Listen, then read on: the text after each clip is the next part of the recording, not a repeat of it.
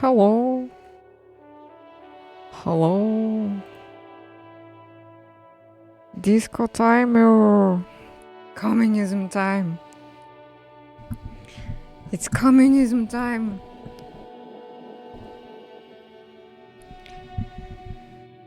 Last time I committed to being a communist.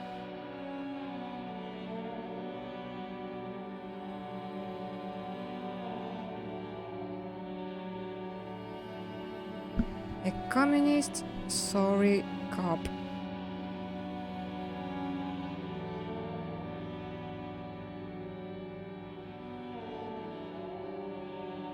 How's it going? How's things and life?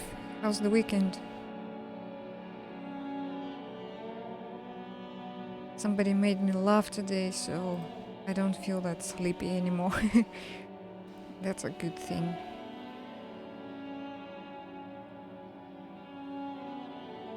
Hello. I have my communist tie on today.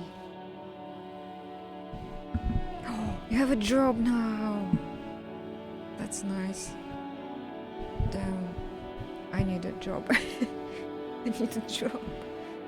I need a job for my mama's teeth. My own teeth. Gosh.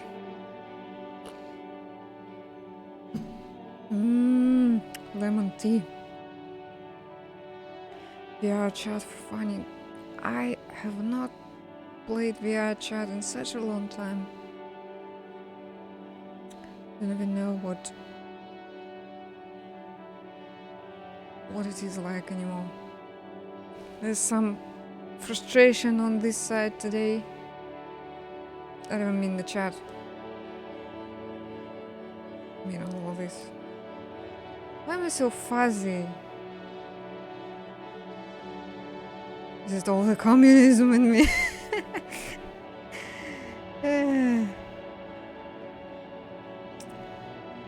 Okay, where's my GOG?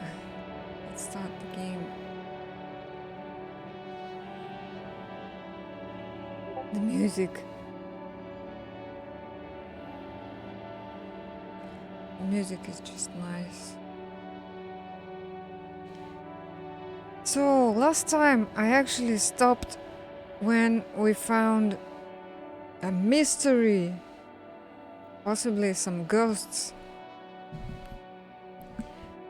So today I am going to start from that moment straight away.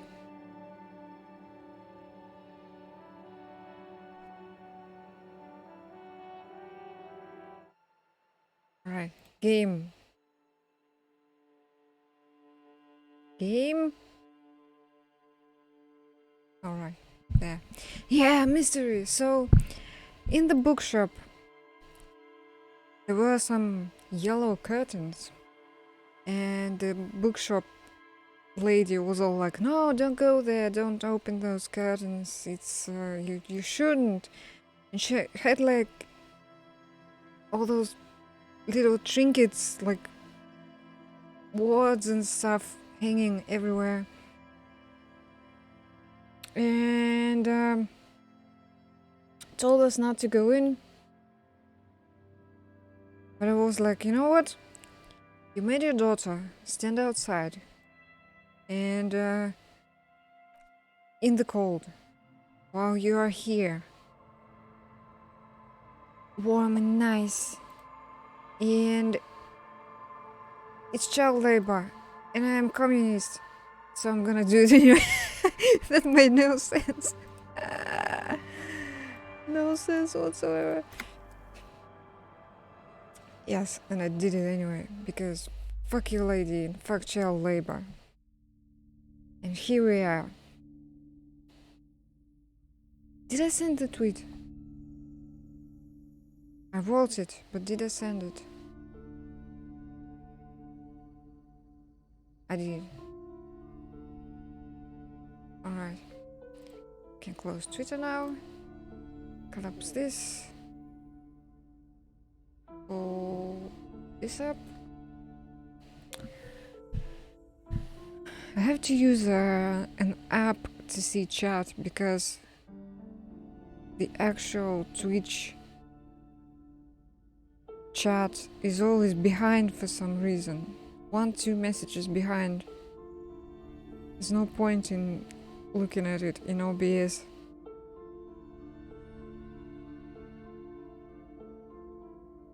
Alright, so there's some music playing. Okay, a mystery. So there is no quest for that yet.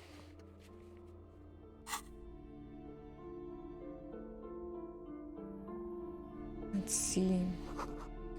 Ghostly silhouettes of hair dryers. A vaguely androgynous portrait of a man. Merely looking at that unmanly haircut threatens your masculinity. Okay.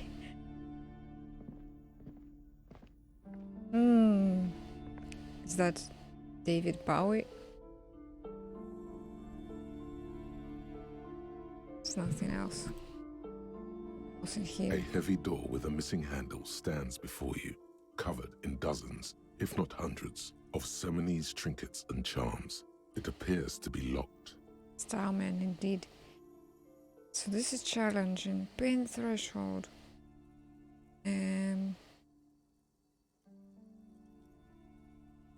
Trinkets and charms. So this whole place is like warded from evil for some reason. Let me see something. Oh, I cannot look at that. My pain threshold is really low. I can level it up.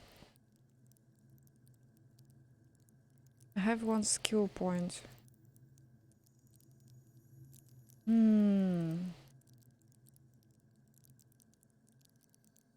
had an item too, which I can wear. I don't remember what. Something. Let's try to knock. Only an echo. No one is there.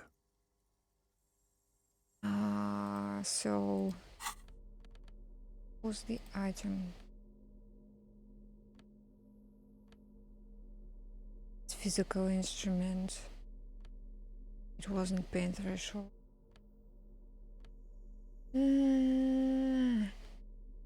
So I guess that's it, I guess. Oh wow. I was hoping for something exciting straight away, but I won't be able to break the door. Shrug of the pain, I'll have to hurt you more. Let's up it anyway. A heavy door with a missing handle stands before you, covered in Ooh, I'll dozens, need so much if more not than hundreds, this. of Seminese trinkets and charms. It appears to be locked. Let's try anyway. Nope. Oof!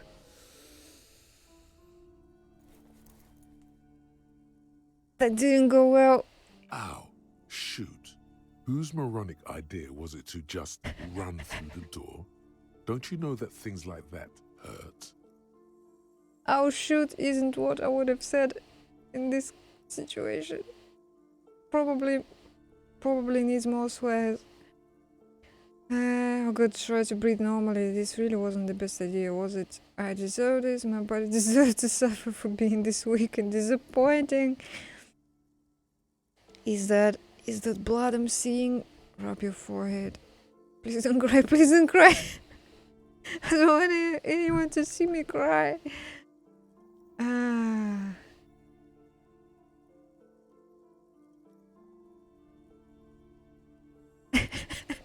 I kind of want to reply with the fourth one. I don't know. First, I feel like the first one is more me. Like, do the thing and then be like, uh-oh, I didn't think this through. Are you alright? This looked pretty intense and painful, I must admit. Although, most often I know what's going to happen, so this is very rare for me personally. What is going on there? Are you really trying to break down the back door? We're just...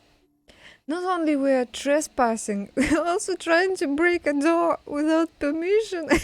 I warn you, don't tempt the spirits, officer. Don't tempt the spirits or you'll damage the holy wards on the door. Don't tempt the spirits. It barely looks like you've done any damage to the door, however. It's still locked and closed, covered in dozens of little charms and trinkets. Ah, shoot.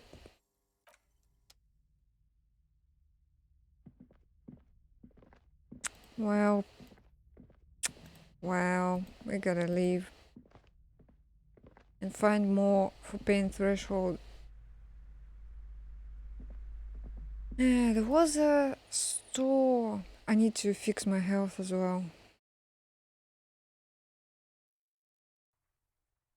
What was that? Somebody sent me something. Discord.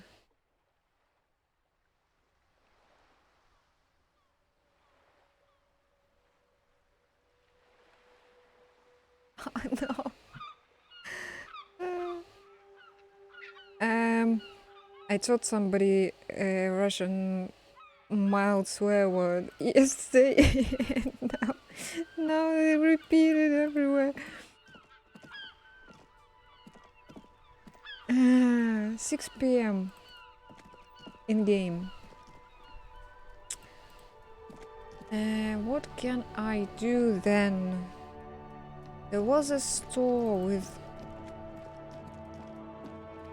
Let's fix my health, my morale. It'll be slightly damaged. So... Looking for something? That... Oh wait, what's this? Crit. Didn't catch the thought.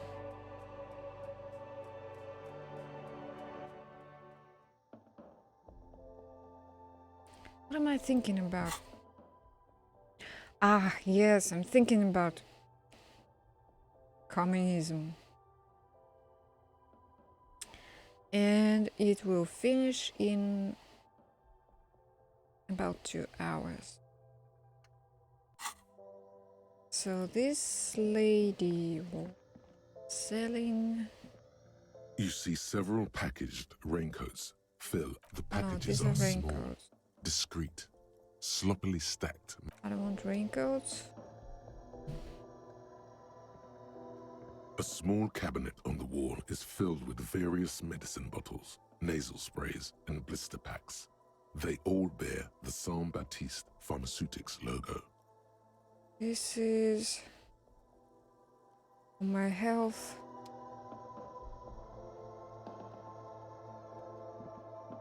A colourful display of cigarettes and alcohol bottles. Again, I'm obliged to inform you that both alcohol and cigarettes damage your health.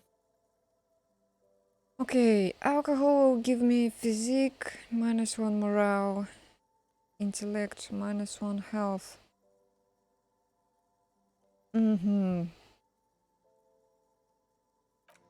So nothing really would lower pain threshold. I mean, increase it, lower, I don't know what's the right thing to say. Increase it, right? So that I feel less pain. 3 T's. How idiomatic. Okay. Well, we can chat with these guys now. Money.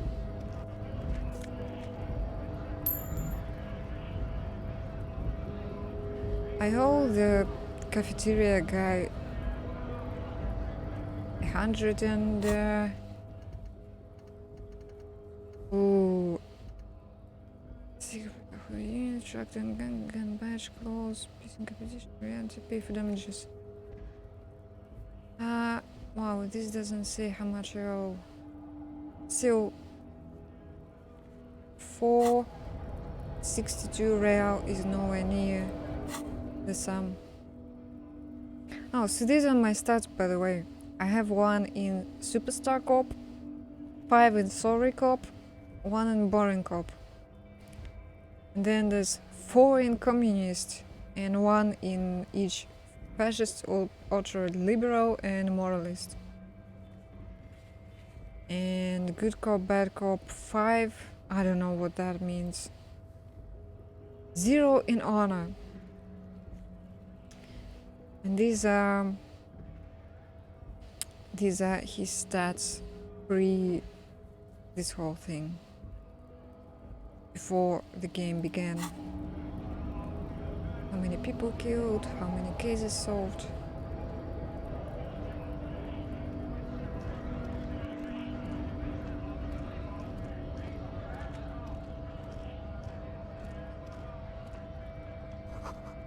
The lorries probably stored fuel there. Shut up. No. Money.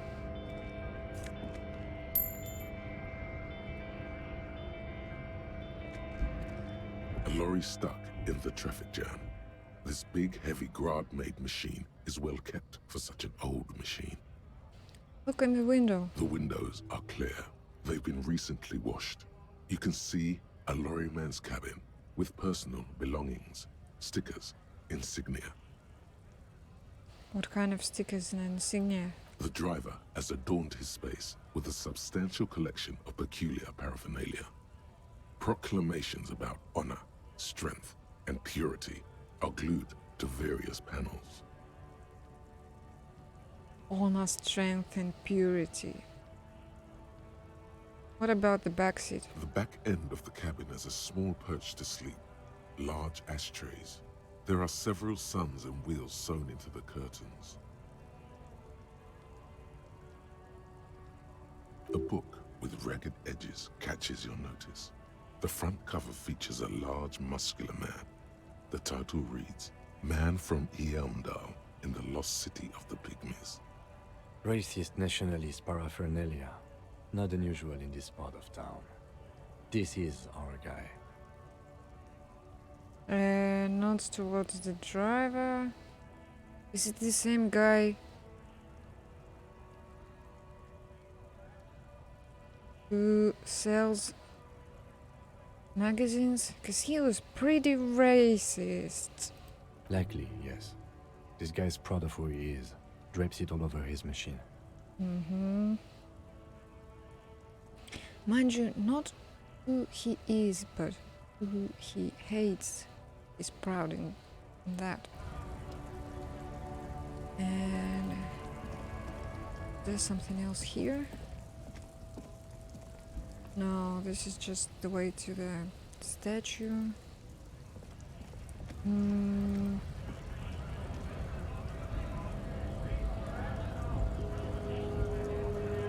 big guy. Bastards! We have a right Bastards. to work! The man yells towards the harbor gates. His voice is the loudest of the lot, and oddly screechy for a man his size. What's going on here? Hold up and stay frosty, everyone. Cops are here. The broad-shouldered alpha male turns to you.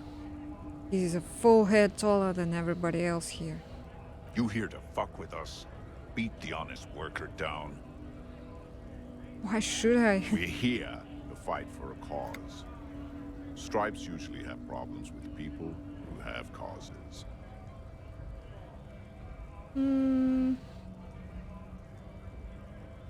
That's a black and white response.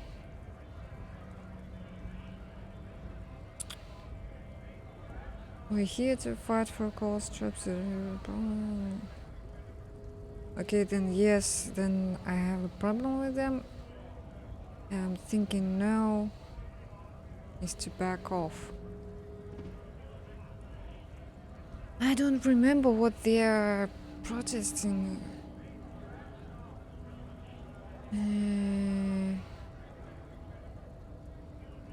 Fuck it, yes. Ha! Couldn't handle us. A cause gives the workers strength, gives them power. We have a right to work! Besides, we're not that different. It helps if people see us talking, cops and strikebreakers together. Shows authorities are on our side. Builds confidence. Strikebreakers.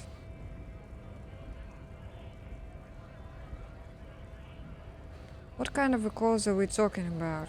Rights of people, rights of workers, to have gainful employment, to make a salary, and feed their families. His manner of speaking is wooden, the tone of voice bland and uninspired, almost as if compiling replies from a set of learned phrases.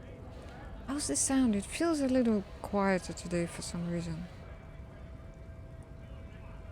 I'll try to raise it a little.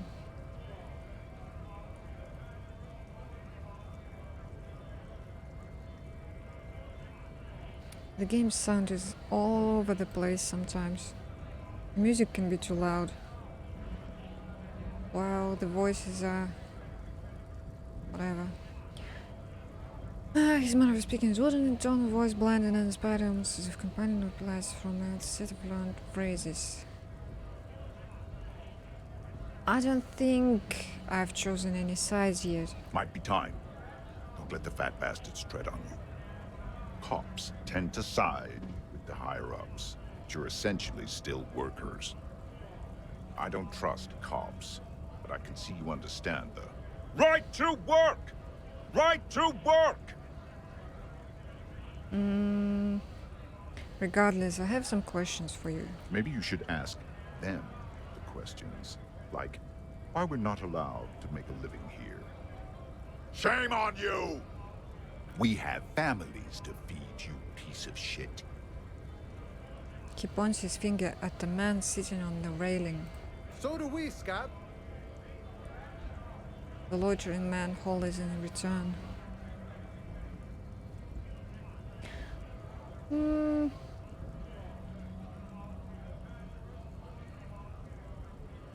Who are all these strikebreakers? Look around. Honest men and women with rights to work, to be useful, not toys for corporate interests. The man runs a hand through his steadily graying military haircut. We came here to help the harbor run smoothly in time of crisis. If union fucks don't want work, they ought to let in those who do want work. Ah. So we are against the union. I have a question. Why do all these men follow your leadership? You think they follow because I'm big and loud? No. They follow the rules of the market, the rules of the economy, because they were given a job to do! And what exactly is your goal here? We were promised work. We'd be in there, working if the bastards hadn't shut the gates.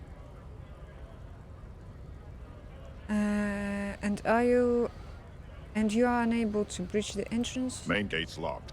Would take heavy ordnance to bust it open. Could try to get in through the secretary's office. Door's locked. The guard's blocking the way to the access panel.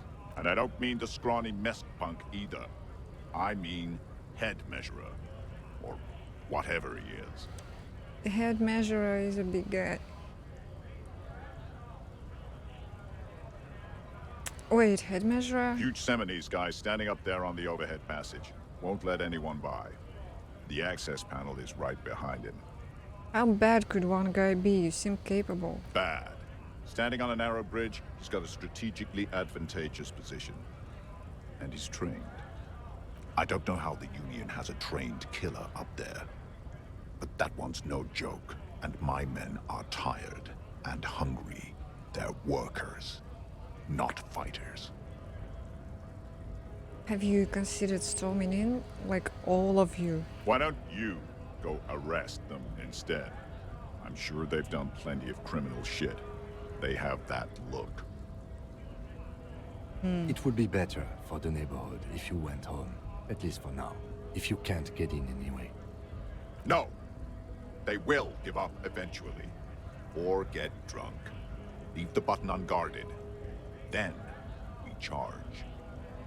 The man rubs his jaw, a perfect, lightly bedded square wedge. I want to get into the harbor too. Have fun. Union shits are on full strike. Don't think they're going to let you through the gates. And trying to meet their fat boss.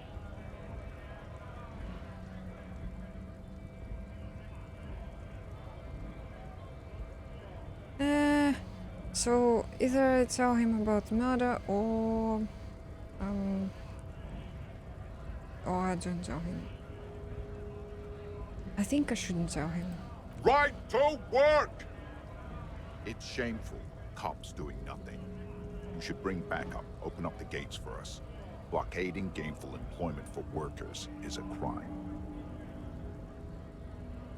Nah, I don't know. We are not picking a side in this just yet, sir.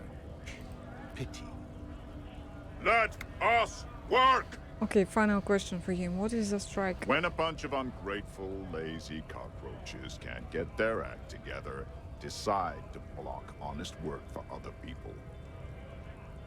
He shifts uncomfortably in his workers' overalls. What do the strikers want? Beats me. They mumble nonsense about boardrooms and workers' rights, while we have the right to work! There's something odd in the way he carries himself. His set of clothing looks vaguely mismatched. The different pieces of the attire seem ill-fitting. Ill-fitting? What does that mean? His shirt is far too small and an unpleasantly tight fit, while the overalls, held up by a belt, seem to fit a man with much more corpulence. You're wearing new clothes? He ignores your question, choosing instead to turn to the emaciated workers, raising both fists in the air. The clothes are obviously not his. Silence is the answer. There's something off here, but he won't say what. You've been talking to him for quite a while now. Something is off with this guy. Ask him where he's from. Okay, I gotta ask, where exactly are you from? What's it to you? Deep-set suspicion drips from every syllable.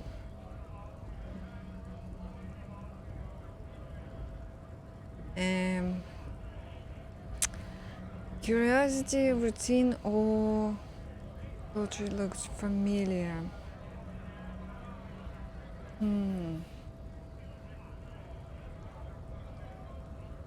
Curiosity implies that we want to figure out what's going on and to take a side. Routine is like, nah, I'm just looking into things, investigating, but like, I'm not joining your side. Thought you looked real familiar. May I don't know if he is doing something suspicious. He might pretend that he's somebody else. Yeah, I guess curiosity. Big mess caused by union greed. But I only fight for the rights of people. Already got that. I'm interested in your background. We're all workers, right? Workers stick together. Came from the eminent domain, in Jamrock. Backgrounds in odd jobs, heavy lifting, cargo hauling, bouncer work. I know the drill. Sweet, I know bars been thrown out from several. Maybe that's why you seem familiar. Bouncer where I frequent a lot of bars. Maybe it's one I know. I don't really drink, but work has taken to the machine. Let's go with the second one. Worked at Territorial. Ring a bell?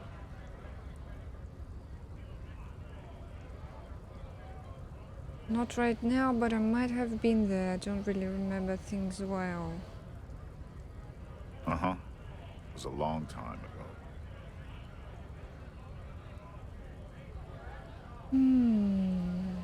Alright, let's just leave for now.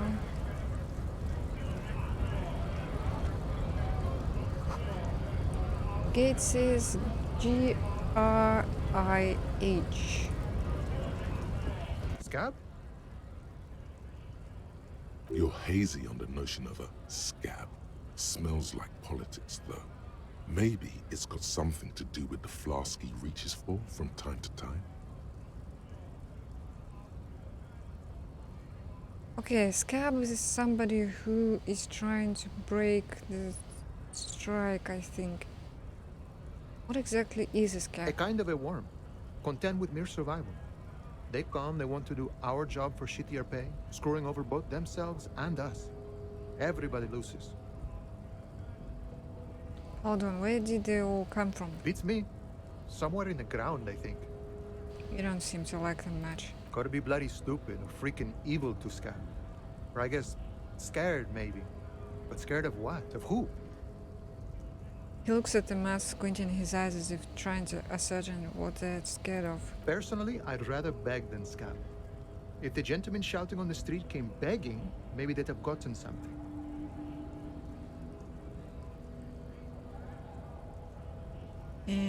Have you tried talking to them, or better than begging? Come on.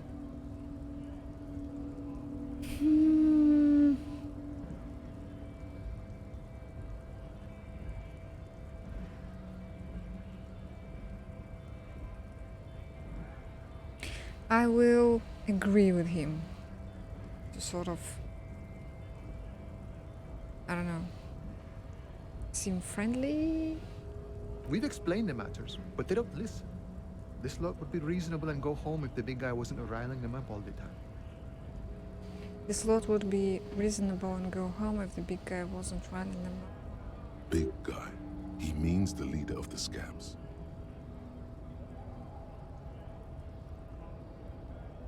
I'm not a scab, I'm a cop. I was just messing with you. No one's ever seen a cop scab. Imagine, you cops going on a strike, but then another cop comes in and says, let us cop for less money. Speaking of, what brings the RCM here?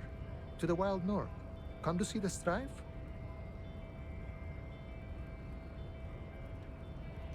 I've come to Montanez investigating a murder. Murder, huh? That sounds like a lot of hard work. You'd never see me investigating a murder. You're not a cop. It's actually very fun and easy. You're right, it's almost impossible. I'm 91% sure I'll never get it solved. I have no idea what I'm doing. Maybe you want to help me solve it, but tell me who did it.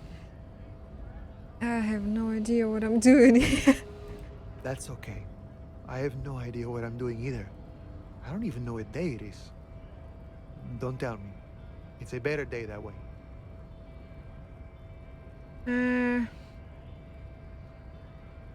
I need to know what's behind these gates. Yeah. My friend, I respect the right to roam. The open range awaits. He gazes over the roundabout with a glint of longing. Does this mean you can let me through the gate? I don't operate in that capacity. I'm not a granter of passage. The passage grants itself. He takes his wig and points up the stairs with his flask. If it's so simple, why did the scab leader warn you of the guards blocking the way? That's simple. I just walk in, Aye. Walk right past Measurehead and go in. past Measurehead. Yeah, the 2.5 meter tall Semini supremacist there. Walk right past him, Right. then press the button to unlock the door, Uh-huh. then go past him again, Okay. and you enter the arbor through the office. Está. So you're saying it's actually quite difficult. Don't worry, I'm sure it's not completely impossible. For example, you could best Measurehead in a physical confrontation, or you could convert to a Semini supremacist worldview. Or, maybe it actually is completely impossible. I don't remember talking to the big guy last time, so I have no idea what awaits there, what he's like. Has anyone here ever bested him in a physical confrontation? Well, the stash guy, yeah, he's cool. I thought, you see this kind of the shadow, I guess. For some reason, last time I thought he was wearing like a earring with a cross on it, but it's just too low to be an earring. I guess it's just a shadow. So physical confrontation. We have 2 in physics. It's going to be impossible. Endurance is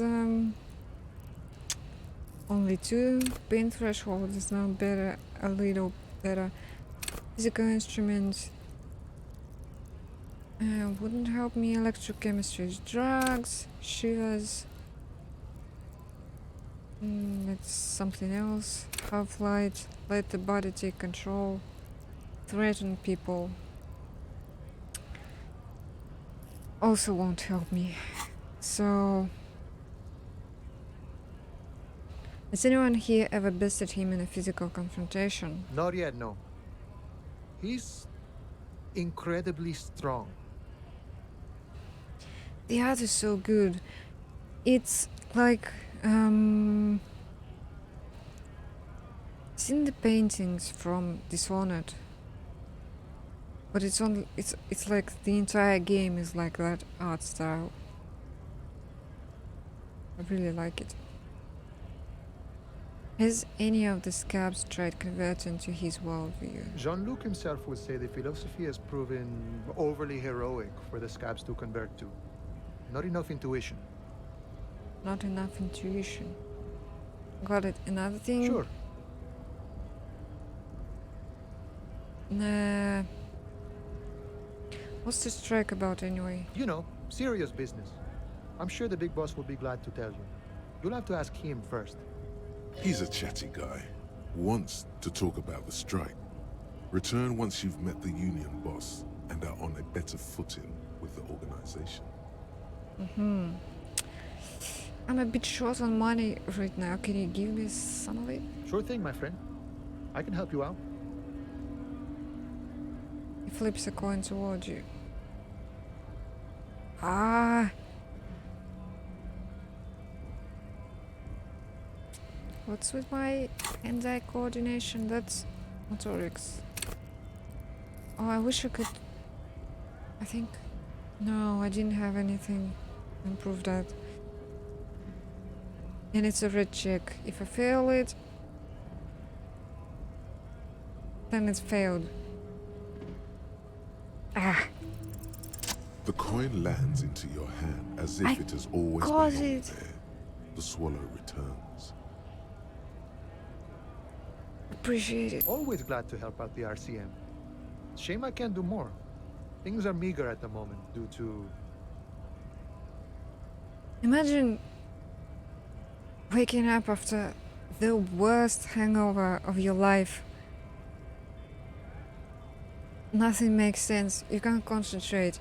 And then you catch a coin they made. You know, the winter's fat is slowly running out and all. Still better than scabbing, though. The union has problems getting by. Every little bit helps, you know. Gotta spend money to make money.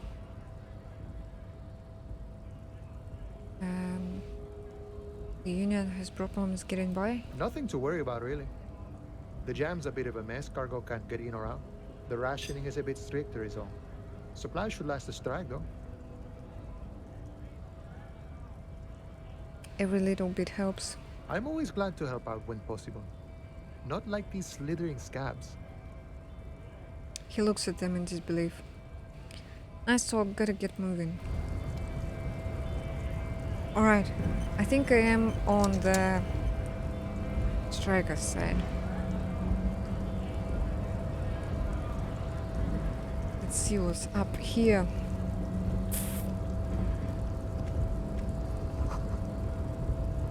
In notice in case of a strike, press button behind guard. What does scab mean? I don't actually know if this is like an actual word. I'll try to translate.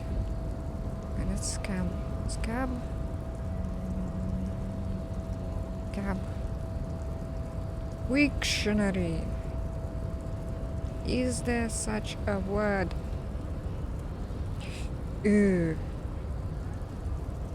Scab. I mean, it's a different thing. It's an incrustation over a sore wound. Physical or pustule formed during healing. Yeah, it's like a dried blood thing. And then maybe it's like, you know, a metaphor for... Oh, there's an actual slang meaning. Derogatory slang. A worker who acts against trade union policies, especially a strike breaker. So that's an actual term, slang term. So basically, the union guys are on strike. They are, well, I'm assuming they want some thing for them. Better working conditions, maybe better pay, something like that. And those guys, oh, I can't see them from here. Those guys are like, no, we will not join the strike or whatever. We want to work, shut up, we will work for the shit pay, and you guys are just lazy, whatever, you know? Basically, they... technically, they shoot themselves in the leg, because if nobody argues for better conditions and they continue working in shit conditions, then nobody wins in this situation. So yeah, I don't think we should be on their side. What's this door? A hermetically sealed door locked by electronic means. There's no lock picking or door kicking this one. What did the button say? I missed that. Okay. The Greater Roadshow Industrial Harbor.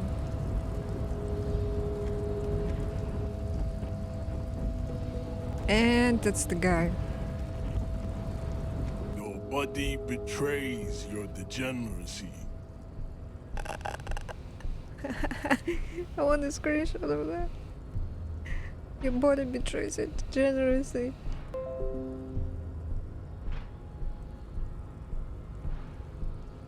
The guy, look at him. What is this face? Yeah, Measurehead. His body totally betrays his degeneracy. The Measurehead's babe.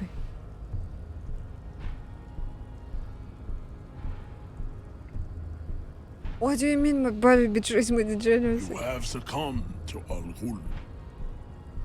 His face contorts in disgust as if he were smelling a dead rat. You reek of it. An invisible sword of Al Ghul emerges from your throat. You cannot see it, but others can. It is making the woman in my company sick. I smell your breath, Kim. Is it really so bad? It's not good. Ugh. It's like a rat crawled into your stomach, got drunk and drowned. Wait, I'll go.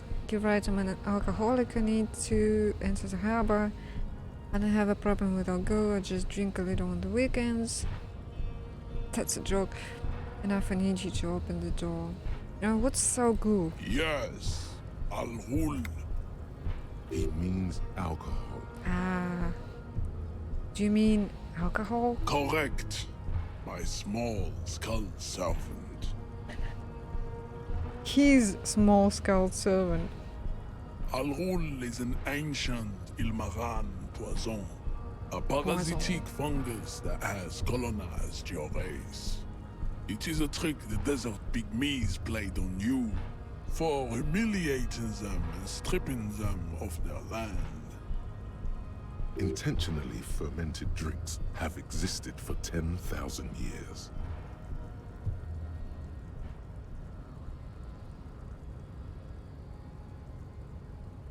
Yeah, he's probably, I don't know. Well, he probably works out a lot. Because he's tall and buff, so he doesn't drink. The Ilmaran people did... Wait, Ilmaran people did not invent alcohol. It's existed since the Neolithic. This explains everything. This has nothing to do with why I'm here. This is a fabrication the alchemists of Yizot and Bashir and the Rolam Al Ghul have fed your people. No one believing in it. Race loser. Race loser. Wait. What is he trying to... Ancient Ilmaran poison?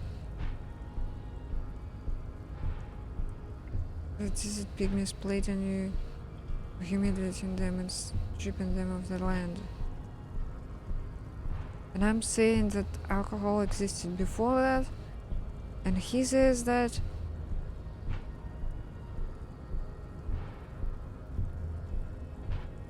No. I don't think that's how history works. Why don't you have another drink? Your features are not yet congenitally deformed enough. Oh yeah, Measurehead. The babe looks at him with eyes full of admiration that transcends the merely sexual. I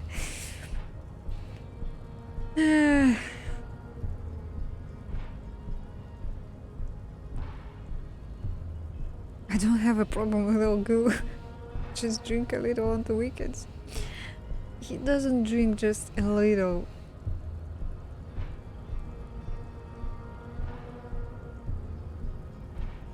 I mean, you can't see it right now because I am in this spot, but instead of me, look at his face. I feel like this face, compared to big guy's face, probably has no, advantage at all. Be it sexual, spiritual. He's so messed up. Yeah. So I just drink a little on the weekends sounds like a joke. I don't know, what do I say?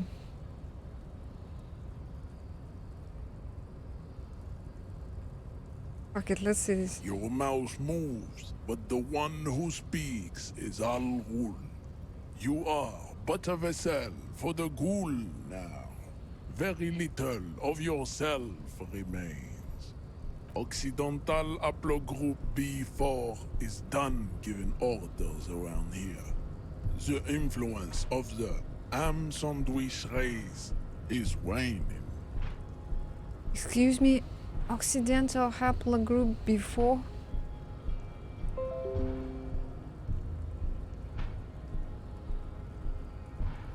Occidental haplogroup B4.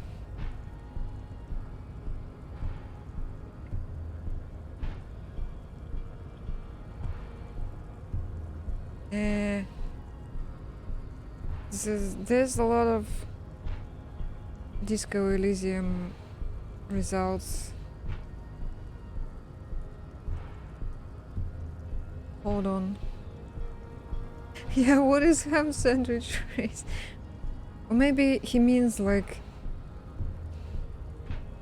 you know, the people who live here. He's not from here.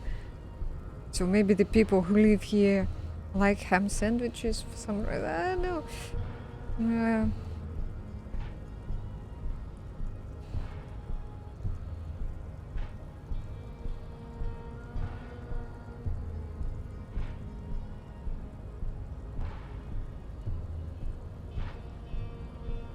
Wait, is this phrenology? Occidental haplogroup.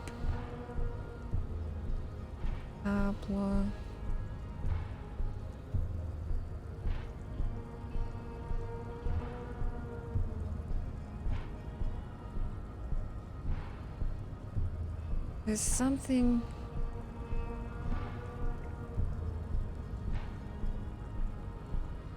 There's a Wikipedia article, but it's not. I feel like it's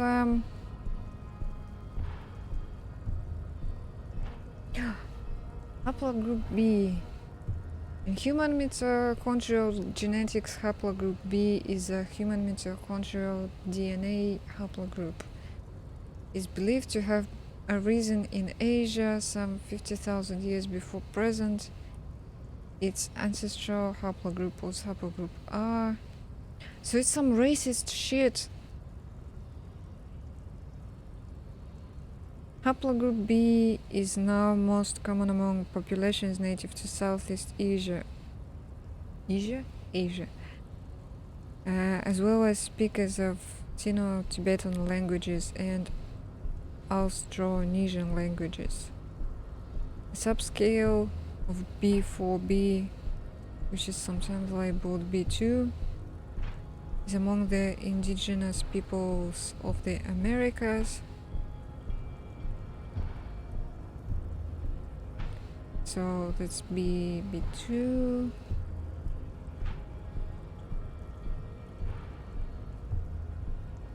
B4.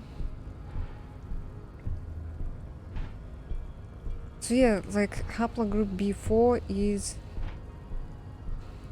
Vietnam, Japan, Thailand, Cambodia, China, Korea,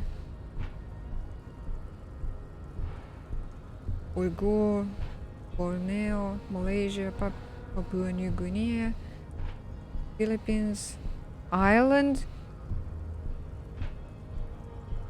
Polynesian, Vanuatu, Solomon Islands, Tonga, Solomon Islands. It's like really super specific B4, A1, A1, A5. I'm looking at Wikipedia right now. Taiwan. There's a long list of specific types. So I don't want to look at the Disco Elysium wiki, not to spoil myself. Just ham sandwich race. That's some racist shit.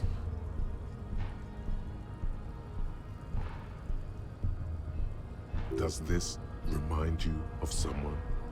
The guy down there? Oh. He means the guy down there. Ham sandwich race. First let me make this clear. I'm not a drunk, I'm a cop. I just have a drink every now and then. Everyone does. Or that fat racist over there, point to the racist lorryman. You just him after pumping some iron. 3. I am the police and I need you to comply now. And then he'll punch us in the face, I suspect. The race stuff is unimportant here. I just need you to help me to do my job, please. Damn. The first one? The ethanol fungus is deep within your nervous system, pulling the strings. You are merely its pupa now. I see no hope for you or your kind. Doesn't ethanol kill fungus? I feel like ethanol and fungus do not go together really well. You can have only one or the other.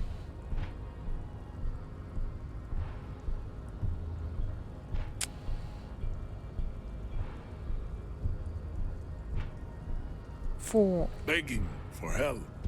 Attempting to pass fear for cooperation. How far the Occidental Hablo group has fallen.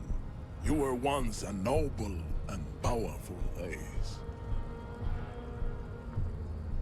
Yeah. You gave the world eugenics, electricity, and powerful weapons of war like missiles and aerostatic aircraft. You made great gains in metallurgy, race theory, and statecraft. You dominated lesser cultures, like the deformed Hemians and the inexplicably potato-obsessed Quakers. But now your ascent to the genetic summit has halted. You are obsessed with sadness and with frivolous pop culture. Culture. You will be superseded. Isn't that right, babe? It is, baby, yeah. You know it.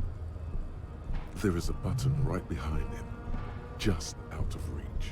It must be the one that opens the door to the harbor. Come on, I just need you to move about 20 centimeters back. Push him out of the way, or you're right about all this. Now I just need you to let me go into the harbor.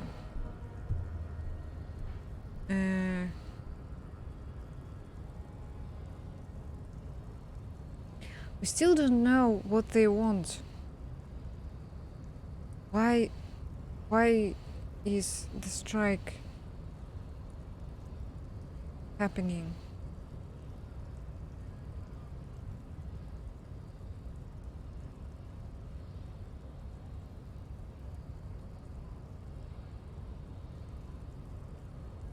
Three? Enough with this begging.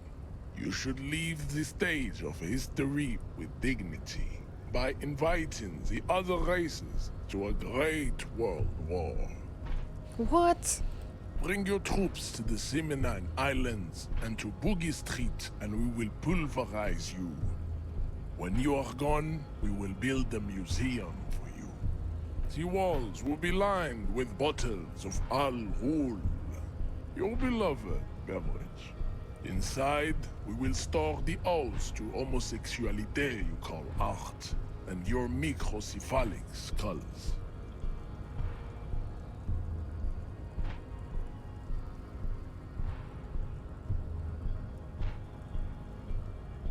I don't like this guy. There may be a peaceful solution to this. You could internalize Measurehead's race theory. He would take you as one of his own. I mean, Now that I think about it, you know, now that we talked to him,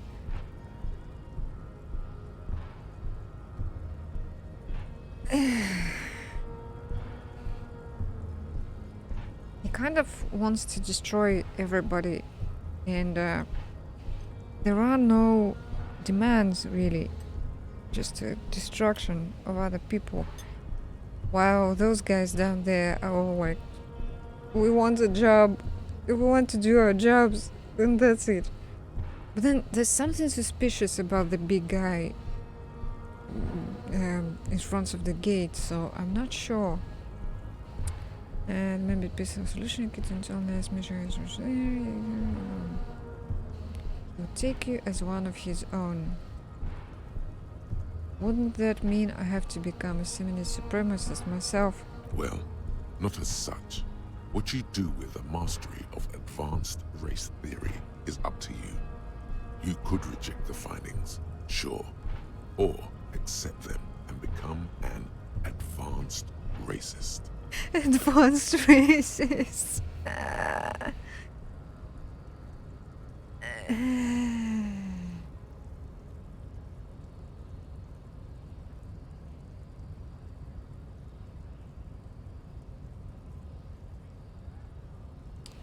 Subscribe to his advanced race theory. Knock him out.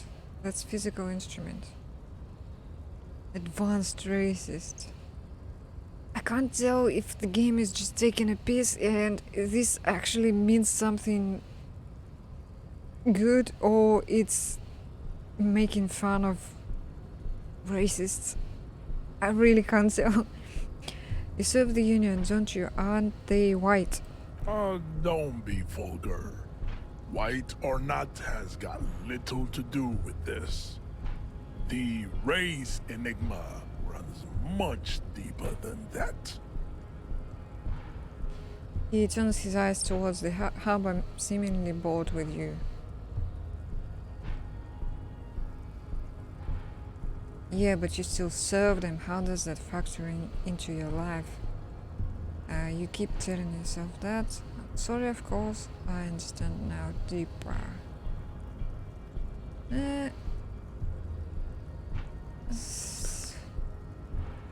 He turns his eyes on you, seemingly bored with you.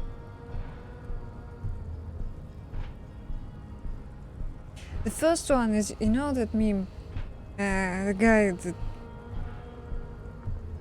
jumps out of the well and is like, but you still participate in the society. I'm very smart. You know, the who criticizes you for, I mean, if you, no, not to live in the society. What does that mean?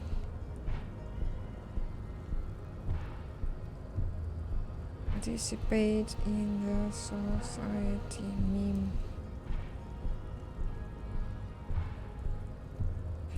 We should improve society somewhat. The meme.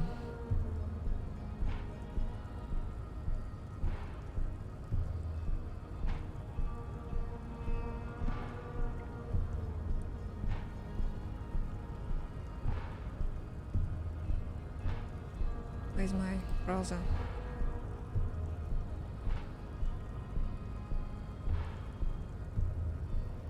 This one. So the poor guy says we should improve the society somewhat, and then this guy, annoying jerk, yet you participate in society. Curious, I am very intelligent. So basically, like, what are you going to do? Not be in the society while, and that would give you the right to criticize it, and you know, then you can do things to improve it. That's stupid. That's not how things would work ever. And so this guy works for some white people, and then if I go, yeah, but you still serve them, how does it factor into your life? The same kind of guy. Yeah. Hmm. Zombie Overwater has got later to this reasoning is much deeper than that. Keep telling yourself that. Also, like, feels like I'm doubting his words.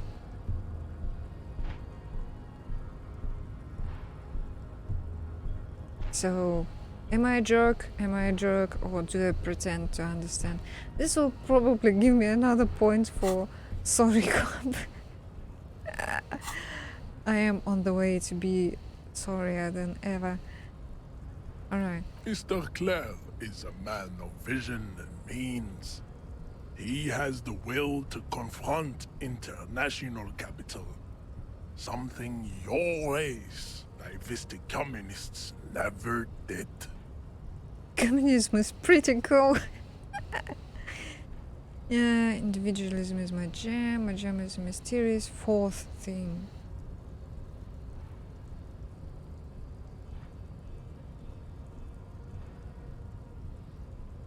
Your race naivistic communists never did.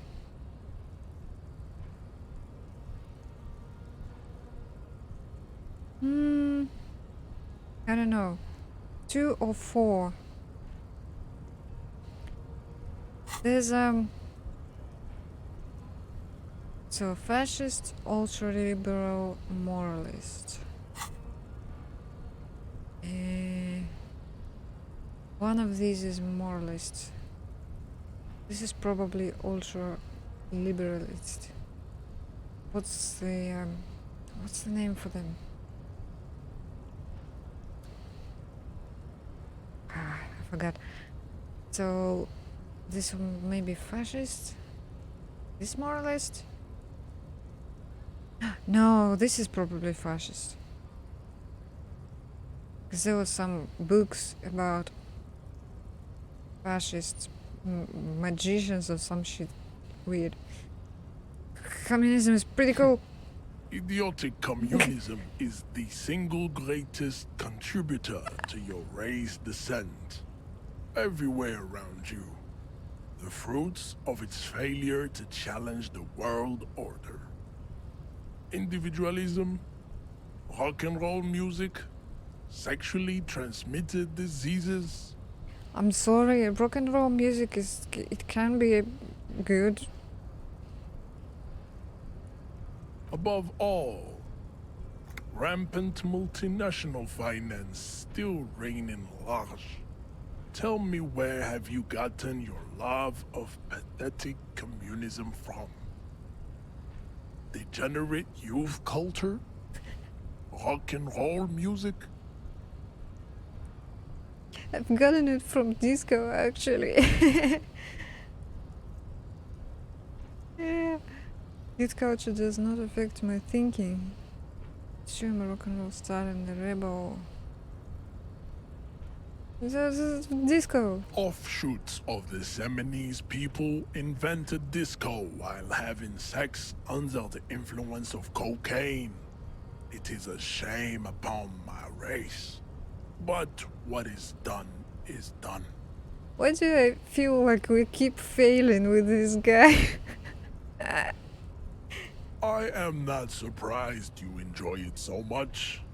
This has happened to many of the side products of the inevitable cultural victory of the Seminoles race. Okay, I'll ask who are the Seminoles, or I don't really know who the Seminoles are. I've recently experienced head trauma. 3, wonderful, I need to enter the harbor now on police business, or wonderful, we're done with this line of inquiry.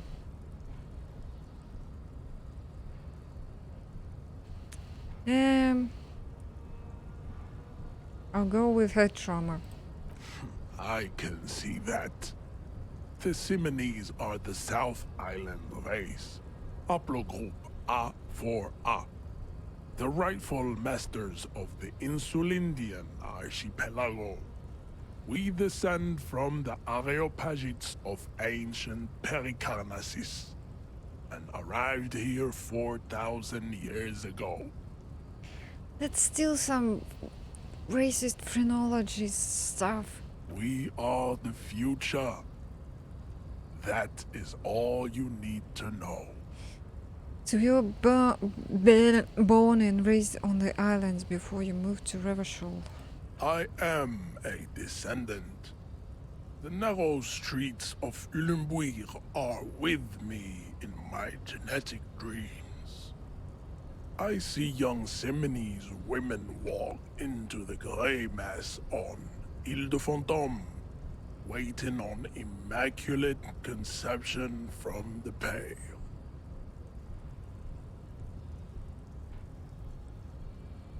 I'm so confused now.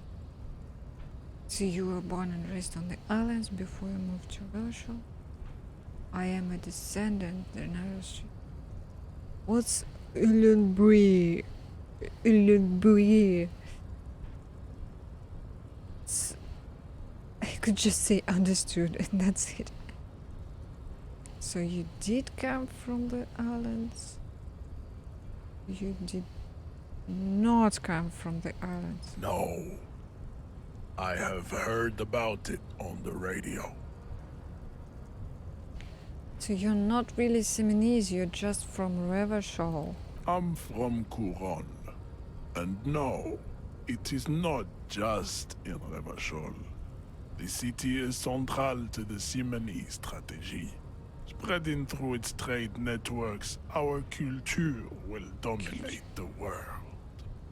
Culture. You have heard enough about our phylogenetic secrets for today. You have extinction to come to terms with, and never getting into the harbor. Show him the mug or not. It was really racist. Know anything about this? He does not so much as glance at the object.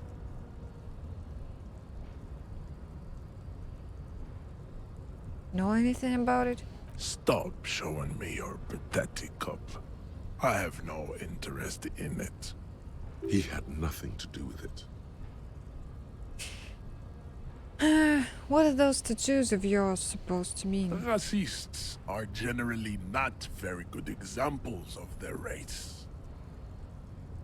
He gestures toward the lorryman down the street. I am not like them. I am craniometric perfection. I have taken the trouble to permanently draw a phrenologic grid on my skull and features. This should dispel any doubt. Phrenology. You're sure I'm not craniometrically superior to you? Or you're right, that's craniometric perfection. My race does not stand a chance. Or say nothing. How? Why? What? Why some kind of superiority is even being discussed in relation to skulls?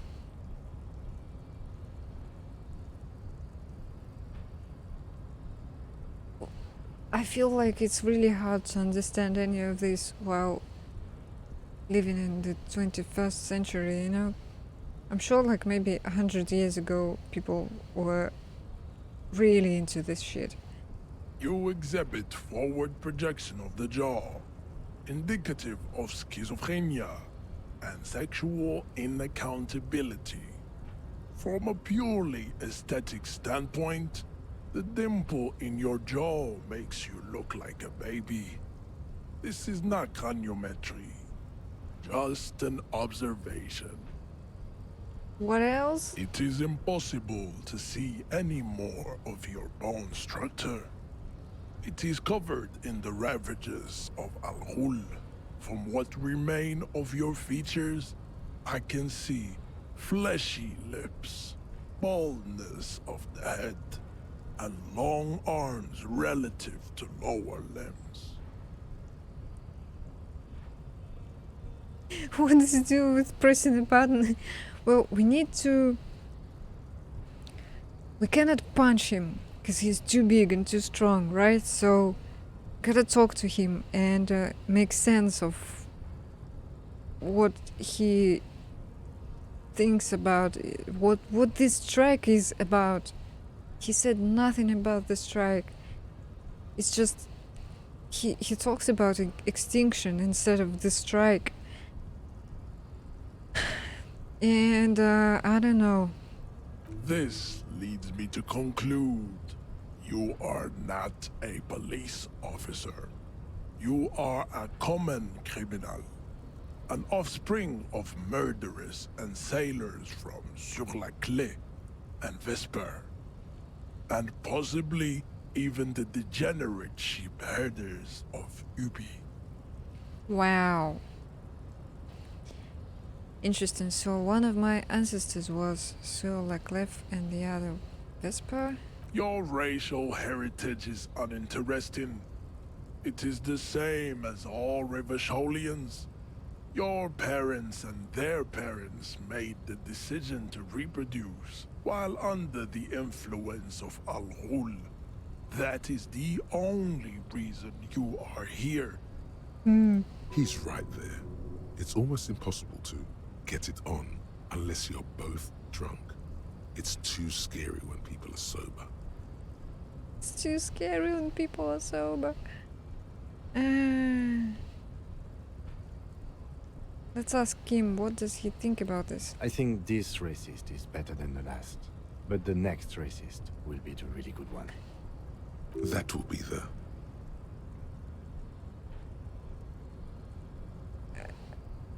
That will be a lucky racist. How do you know there will be a next racist? There always is. Of course. I mean, Kim has just been... He argued with the guy who sells magazines, who was really racist towards Kim. Because Kim was born here and lived here, but he looks like he's from somewhere else. And so everybody assumes that he is, which is racist. Race is reality. What? I think this racist. That will be the... That will be a lucky racist. He will grant us 3 wishes. He will grant us 3 wishes. Your pedomorphic friend has quick wits, a protruding occiput, and an indented zygomatic bone. The lieutenant does not flinch. You should keep him close. The congenital defect of farsightedness does not render him a complete invalid. He still has the use of his mind. Was that a compliment? So, I'm afraid to click this. Subscribe to his advanced race theory. Kim is really cool. He is... Between these two, I mean, the main character and Kim is like the logic and the brains, and this one is just a disaster.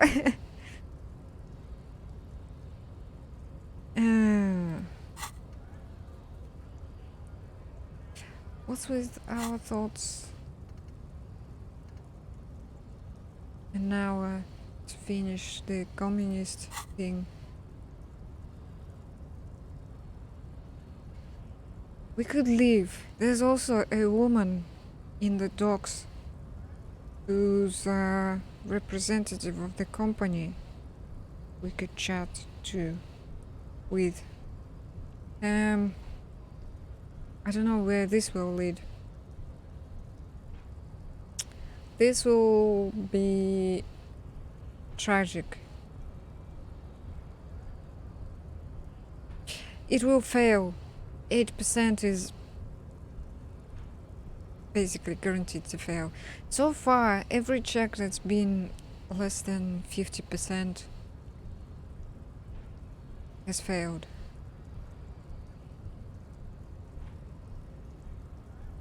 We could run and chat with that woman real quick. Oh yeah, save.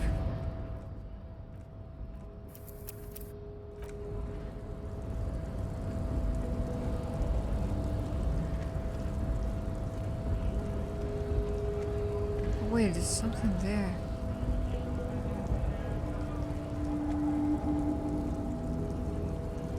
But it's on the other side. Hola, Wandering Man. How can I help you? The measure head didn't go well for me. Could you help me with that somehow? Sorry. Busy surveying the situation. I'm sure you'll figure something out. You guys have all sorts of gadgets these days. Gadgets. Wiretapping, telescopic batons, futuristic circuit bending to infiltrate harbor machinery. Maybe you could even knock that Kowalson crane over using some remote controls. Or calling in tactical air support. You guys have air support, right? Shoot him. Stab me, stab. But then, you know. Well, shooting people is the police thing to do, isn't it? Don't you can wait, we have air support. Why didn't you tell me? I'm pretty sure we don't. At least not all of these things. I get it. Hush hush about the secret technology. He pats the side of his nose with his index finger. All right, I may have some advice for you on how to deal with Jean-Luc there, out of solidarity to the RCM. It's low in technology, however.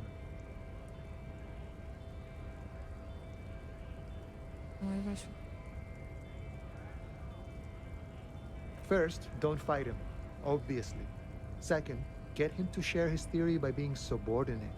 Admit your lack of expertise. Basically, grovel. That's how I do it. You're welcome. Maybe that would work. Okay, that's We'll have to see. what we've done.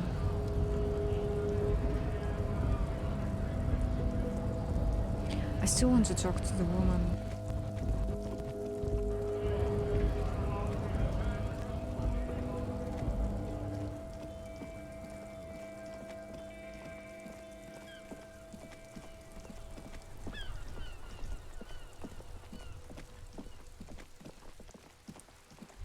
Oh.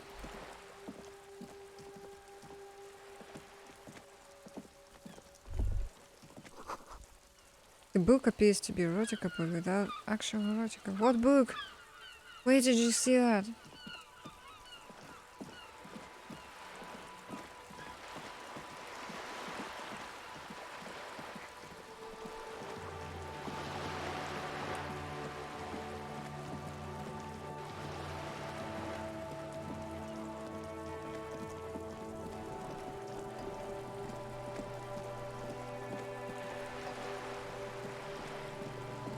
A striking woman leans against the cabin top of her sailing boat, smiling as you approach. Her green raincoat glistens with droplets. A silk scarf is tied around her throat. Good evening, officers. I'm Joyce. She extends her hand in greeting. Joyce L. Messier. I represent the board of Wild Pines, the owners of the harbor. You gentlemen must be from the RCM. I'm wearing yellow gloves. The same gloves I used to rummage in the trash, and the ones I was hoping would be useful to examine the dead body.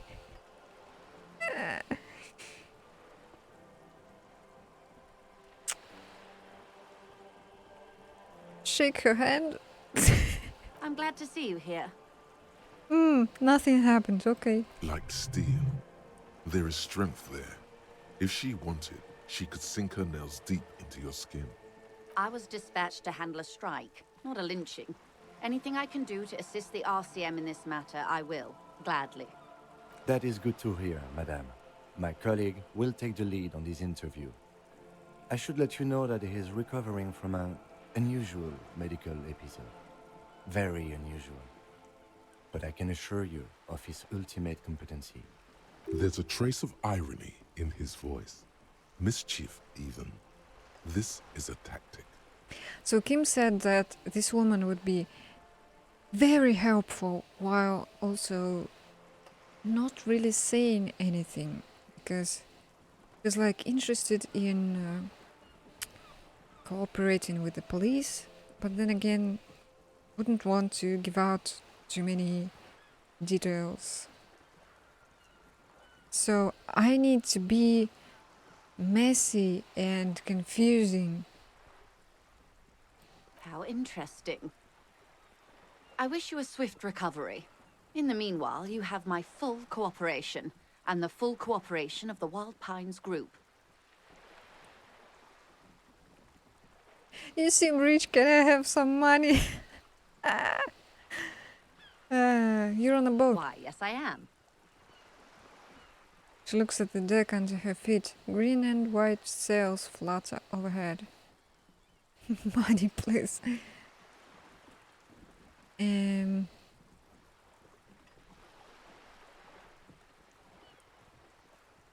Does she have a name? The boat? No. It is called Cordelati 19 because that's the type of sloop it is. The word "it" feels strange. Such a beautiful boat deserves a proper name. Cool, but your boat really needs a name. Okay. How about Cordelati 19? Why? She taps on the side of the boat. It makes a hollow sound. Because it was manufactured in Revachol East by a company called Cordelati, and its hull is 19 paces long. How about the X something? How about Dolores? How about the sleek fish?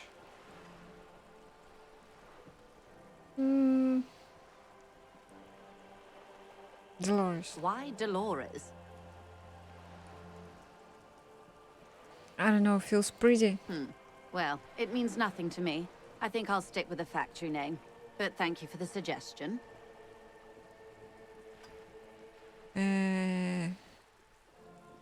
How do you like it? My sloop? I like it a lot. It's the eel's hips, baby. The eel's hips. I'm enjoying this part of the interview. It has so little to do with the murder we're investigating. Sorry, Kim. I really do, the lieutenant thinks. Is she thrown off yet? He's looking at the woman, assessing her. Oh, that's actually what we should do. Not a lot of people on boats, are there? Of course there are. We're on an archipelago. How else are you supposed to get around? Wait, we're on an archipelago? Look around. Yes, we are. We are on Le Caillou. Caillou, I thought we were in Revachol. We are. And the city of Revachol is on the island of Le Caillou. Still, I haven't seen anyone else sail a boat around here. I haven't seen anyone else drive a souped-up Capri Kenema motor carriage either. Actually, that motor carriage has been specially issued to serve as a patrol and pursuit vehicle. It's for crossing long distances in the greater Revachol industrial harbor. It's not a toy. Neither is this.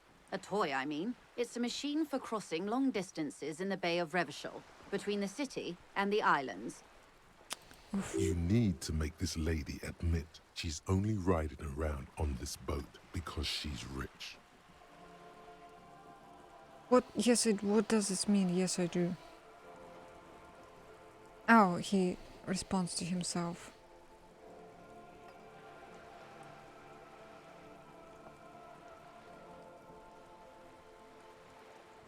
Yes, I do. You have the guns and the ammo. Take this Clausen fiend down. Clausen fiend. Wait, Clausen fiend. Does this mean class traitor? Clausen fiend. I'm German. Class enemy. Class enemy.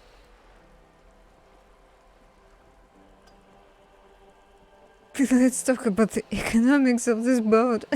You're all going for the kill.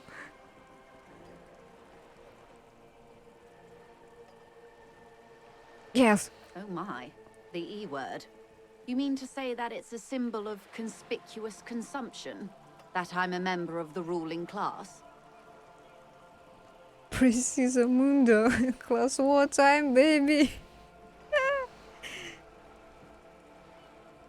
Yes, exactly. Now it's a symbol of our subjugation to foreign capital, the bad kind of capital. Yet about it, I was out of line. Close wartime. Detective, may I remind you that Mrs. Messier is a professional negotiator. He doesn't look like he thinks you'll best her in single combat. Then what does that say? Does it say docking reserved for residents of Rue de Saint-Ghislain, 33A? 33A? This old proletarian haunt here. As I said, plenty of people drive boats, of all social strata. Ow. Reaction speed challenging, fire back quick. Plus one is the eel's heels. Let's try. Your synapses flash. Yeah! Yeah! This house was built before the revolution. Funny, I don't see any other eel's heels around. There doesn't seem to be much space. This was a below 50 check, by the way. Challenging 12. My total it was 14.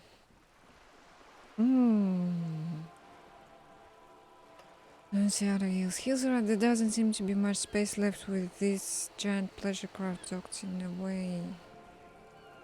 I think it's the second one.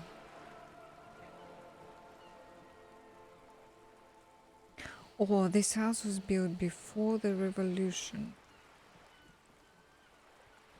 Or the first? The first implies that this may be some... what were they? Royalists, somebody's... I think this is better. Okay, it is anti-centennial. She looks at the building looming overhead. The people who live there now lead a different lifestyle, if you know what I mean. I assure you, they drove quite a hard bargain for this space. But you're right.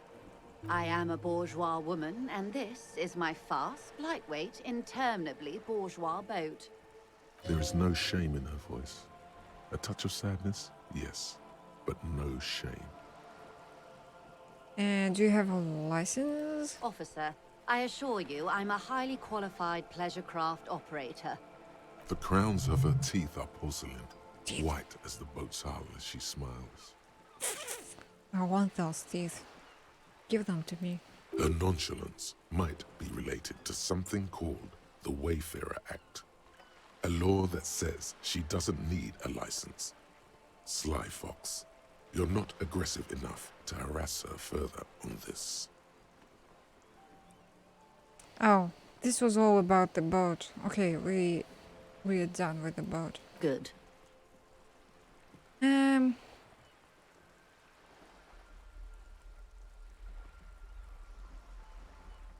Tell me about Wild Pines. What do you do? What we do? I'm afraid I don't speak for Wild Pines as a whole. It's a giant undertaking. There was a touch of discomfort there. She wants to merely represent. So what do they do? The Pines' core competency is logistics. Container shipping, freight, that sort of thing. See those airships there, blinking? Those are the shipping side of things. And that is the terminal. Another subdivision deals with energy, oil and gas exploration, offshore platforms. The Wild Pines Group is one of the original Revacholian Indo-tribes. Companies awarded royal monopolies by the king, the suzerain himself, centuries ago. The king is long gone, but several of the Indo-tribes remain. Royal monopolies.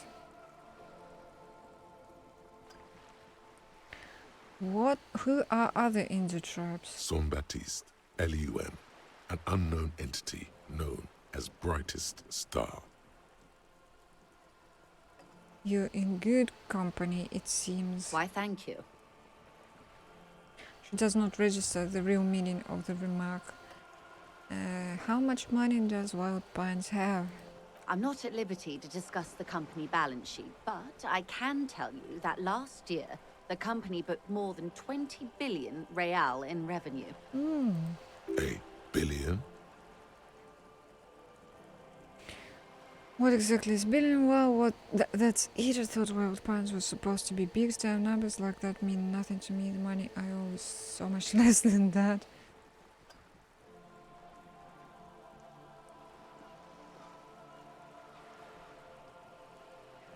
This is all what we will say out loud. What exactly is a billion? It's a number, officer.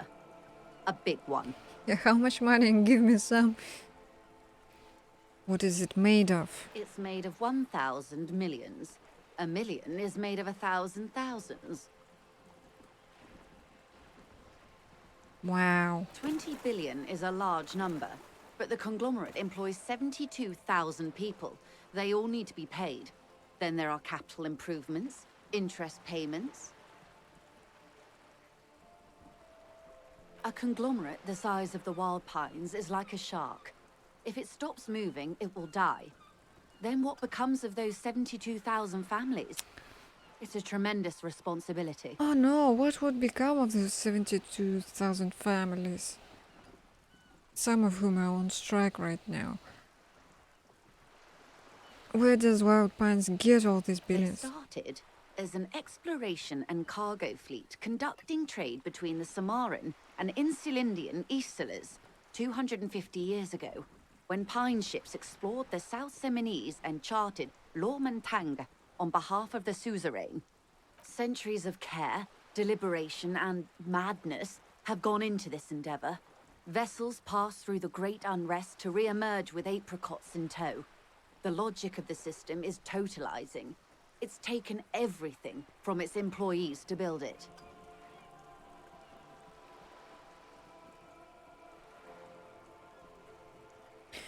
It probably helps to start out with a royal monopoly. Yeah. What does such a huge system want with a place like this? Yeah, probably helps out. You know more than you let on. Certainly it helped, but most of the original Indo tribes have failed or been absorbed. To survive, Wild Pines had to grow and adapt. No suzerain did that.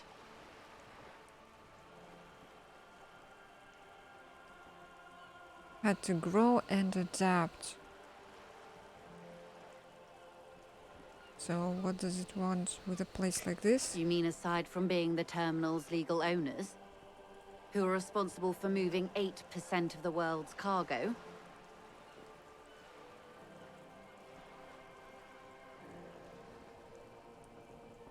You don't keep it moving, the workers do. The company is nothing without them. 8% of all cargo in the world, that's quite the endeavor indeed. There are no minor cogs in the system. Each terminal must be accounted for, lest the entire system break. Every hiccup in such a system means thousands lose their jobs, the world over. I'm here to assure that doesn't happen.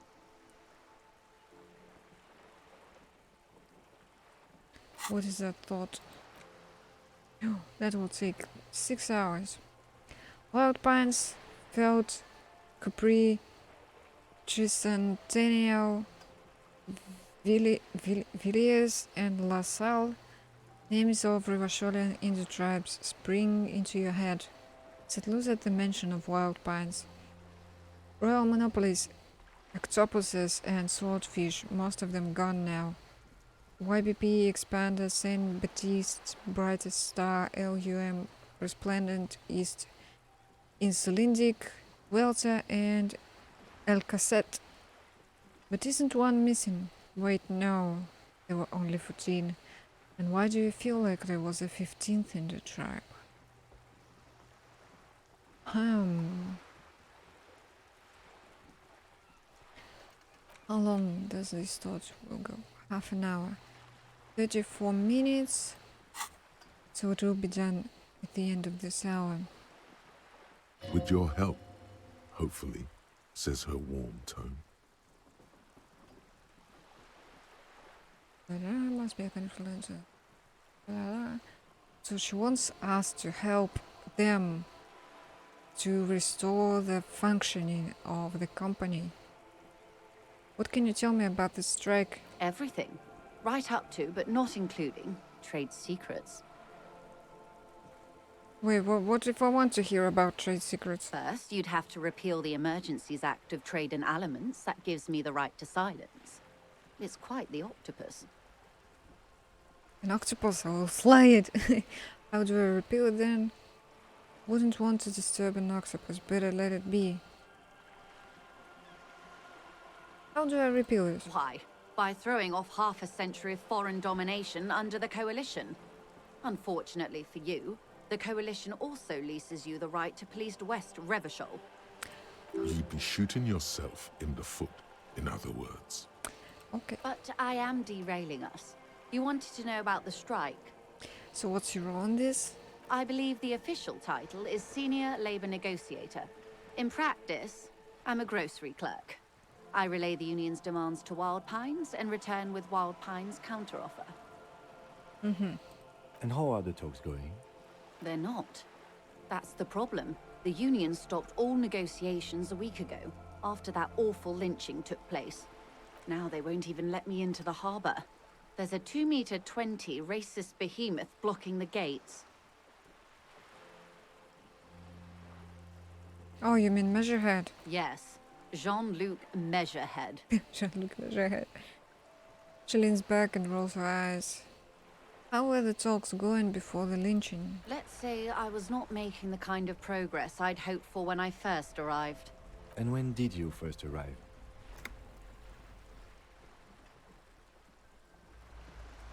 Yeah, all voices in our head have a picture from like one of the skills. So those are skills talking. So when I feel like oh Jesus, the mouse scroll is insane. So when logic says something, like I'm logically figuring something out, it will be, where is it? It will be this image and so on. Inland Empire, our thoughts, empathy, electrochemistry. Like what else was there? Suggestion. Is suggestion a skill? Yeah, it is. Charm men and women. Can I scroll? Oh, yes. And when did you first arrive? I arrived 3 weeks ago. Yes, in the middle of February. The bay was still partially frozen then. I prefer to do these things on site, like the RCM. But the strike began in December. I wasn't the original negotiator here. I took over after Mr. Gaumont hit a wall with Mr. Clare, the union boss. Mr. Clare refused to speak with Gaumont despite concessions he'd granted the union in prior negotiations. This isn't the first time the union has gone on strike. Heavens no. There have been 2 prior strikes. Both times the union won significant concessions, including overtime pay and a medical plan. This time their demands are more, I guess you could say, aggressive. Ludicrous even. It's meant. What are their demands? There are leaflets everywhere, and banners. What did they say again? Oh yes, every worker, a member of the board.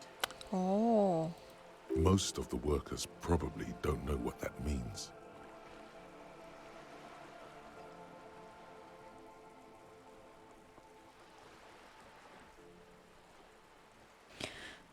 I like it. I don't know what to think about that. Over-aggressive commie posturing. Seems like they have no idea about business. Forget it. I wanted to ask about something else.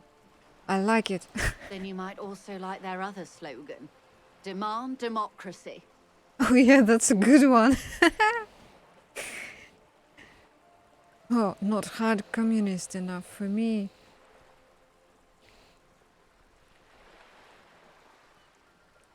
We could be even harder communist?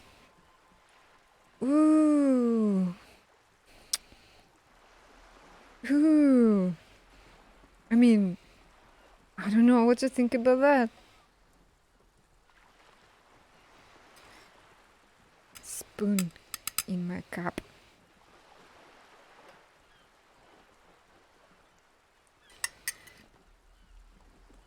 I don't know. This is a good one. My democracy. Yeah. Personally, I don't think it has the same pizzazzo as every worker a member of the board. What exactly do they mean by it, though? What's the demand? It's quite simple, you see. Every time the Wild Pines group makes a decision about what? About anything, really, it needs the signature of each of the 2,200 workers in its Martinez terminal. Just so you understand, this is but one of 22 terminals owned by Wild Pines. Essentially, not only are they kings of the company, they are also kings of the 72,000 employees of Wild Pines Group.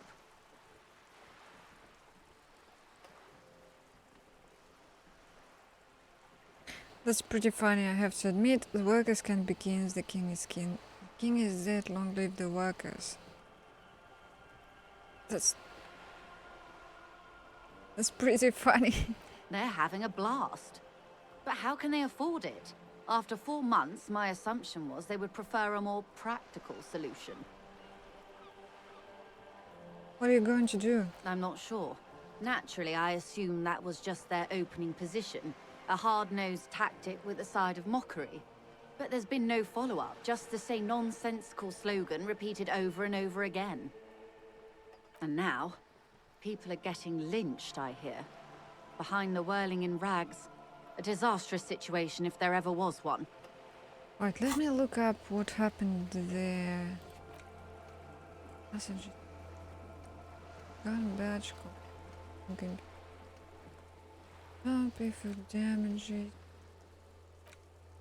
What's time? Victim's body.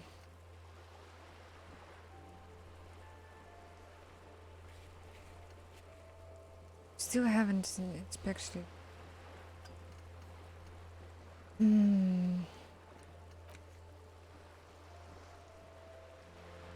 guy was like the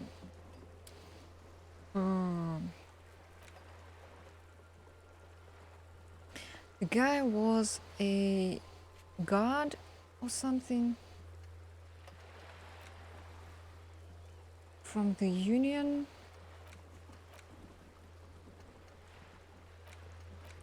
I forgot.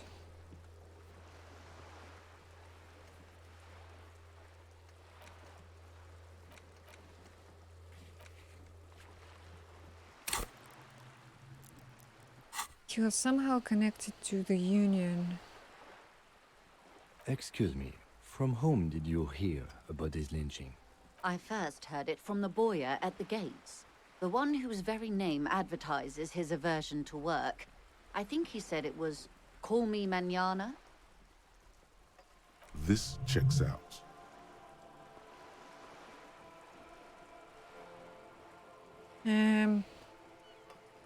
What happened to this Gamon? Mr. Clare told him to... How did he put it? She pauses to compose herself. Fuck off, midget. Gaumont is short of stature, you see.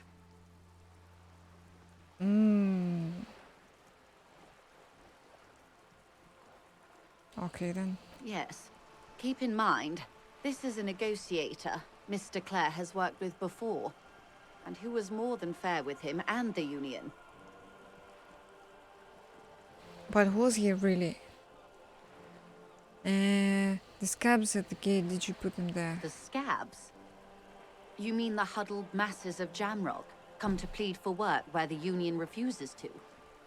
If they were organized by Wild Pines or its affiliates, then it would be a company secret. I could not share it with you. Not right now, at least. It's implied she's open to discussing this matter with you at a later occasion. Tell me about this union boss, Mr. Clare. Everard Clare is a man of the utmost integrity. If you can say one thing about him, it's that he always puts the interests of the workers first. Really? Of course not. Everard is fantastically corrupt. I imagine he has a thick, viscous goo where you and I have blood. Is he that bad? He can't be that bad. Say nothing. Everett is a hero of the workers' movement.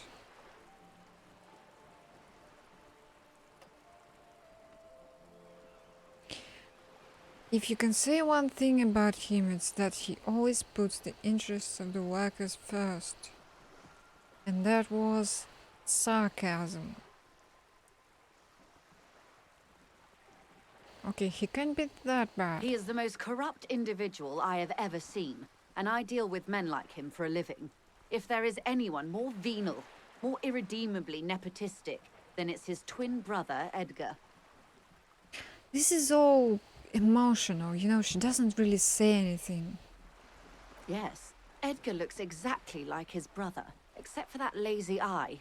He also talks exactly like Everard does, and when one's term as foreman is up, the other takes over. It's how they circumvent the term limits, you see, with a funny little switcheroo. While in office, they've embezzled God knows how much of their workers' dues. Okay, wait, that's...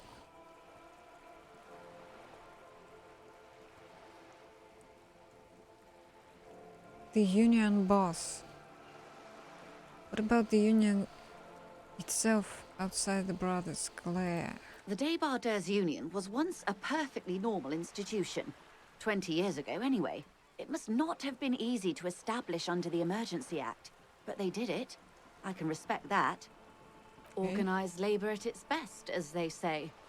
Then something happened in the local chapter elections. The brothers Clare came and transformed it into a... how do you say? She hesitates, looking for the right expression. A mob. The Débardeurs are a crime syndicate.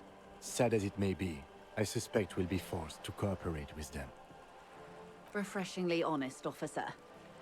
The company has tried appeasing in the past, but I'm afraid our concessions have only emboldened Everard and his brother. And your opinion, detective, if I may ask? I'm a curious and talkative person, you see. Oh. Would you say the Débardeurs Union is... An effective advocate for the rights of local working men, a giant leech sucking the life out of Revachol, basically a socialist mob. Prefer not to have an opinion on these things. Oh.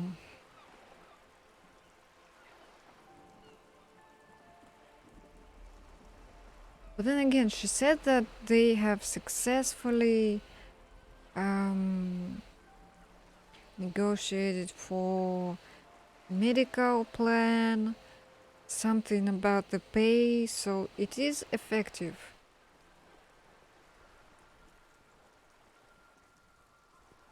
Second one is really emotional and negative. Third one is also negative. So first, why do you think so? There's only curiosity.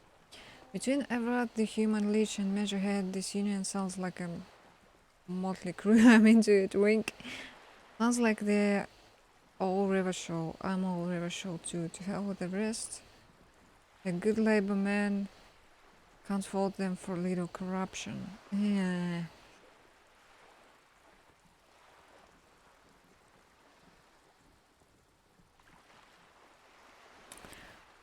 Let me look something up. Because I actually don't know what a motley crew means.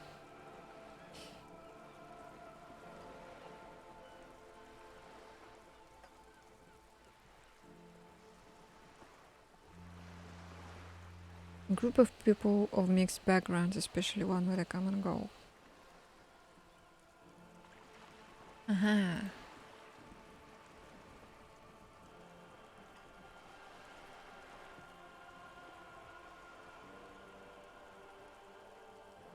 Wink. Well, I suppose that's one way to look at it. They're an interesting composition, albeit vile. But enough about Everard. What else can I do for you? One more thing, you said something happened in the elections. I'm glad you asked. There was a woman, the previous forewoman of the Union. She disappeared. Disappeared? Yes. On the last day of the local chapter elections, her daughter phoned in and said she wasn't running anymore. Or coming to work. Ever. End of story. Eerie. Downright haunting, if you ask me. The Wild Pines suspected foul play, but what could they do? It was a union matter. The point of the presentation is, these kinds of things happen around the Clares. Watch out when you're dealing with him.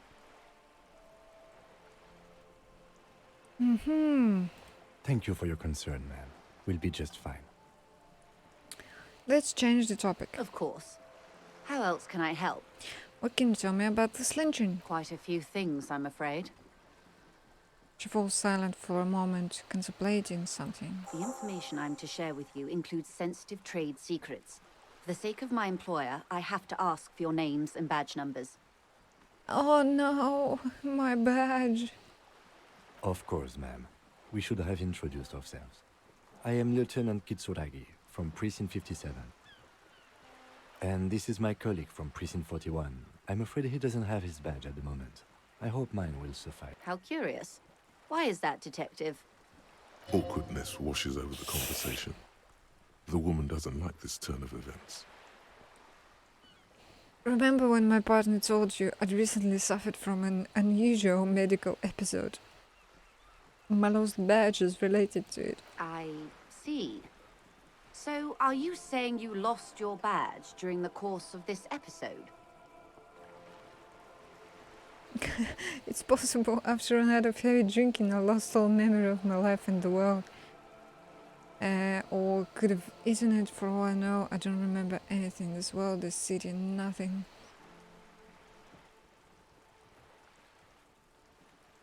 But then he doesn't explain like what happened. This at least says that he was drinking heavily.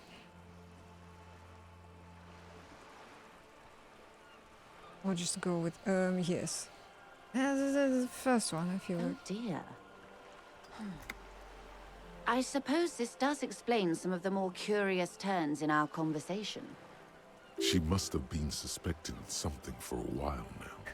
As I said, ma'am, his technique may be very unconventional, but he is an officer of the RCM.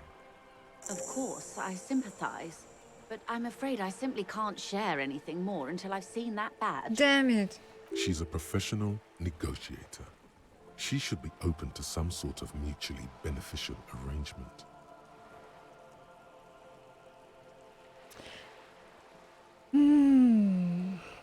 How do I negotiate my way out of this position?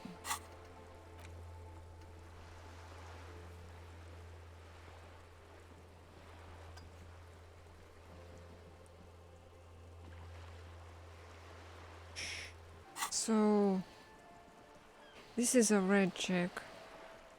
Cannot be retried. Find it somehow. Let's talk about something else until I do. Of course. But before we do, officers, let me be perfectly clear. Perfectly clear. The situation is extremely volatile. The sooner we can speak about this lynching business, the better for all of us.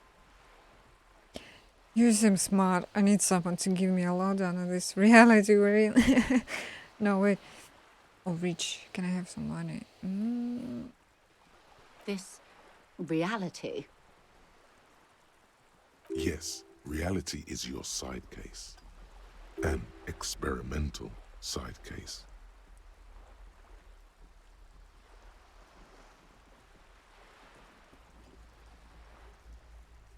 It's related to that medical episode. I have trouble remembering even the most basic terms of reality.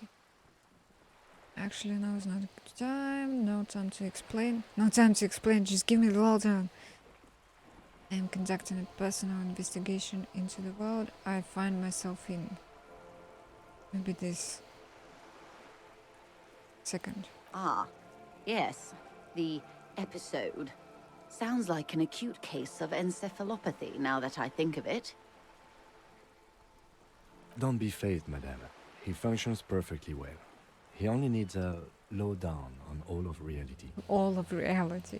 We may be here a while then. Ask away, officer. I'll help however I can. All right, we're in. I know these all look good, but begin with the first, okay? Oh no.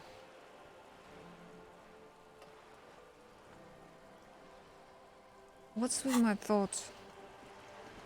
Almost done. Okay. Now, where are we? We're in Martinez, baby.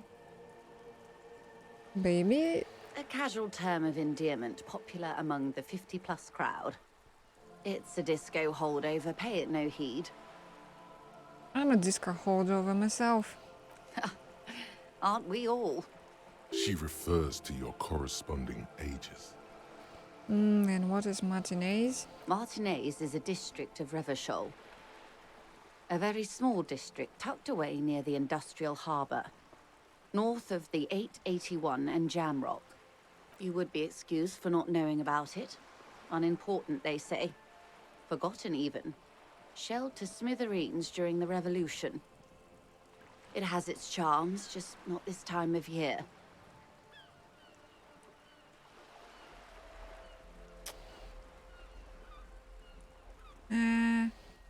More about Martinez? I'm not a good ambassador.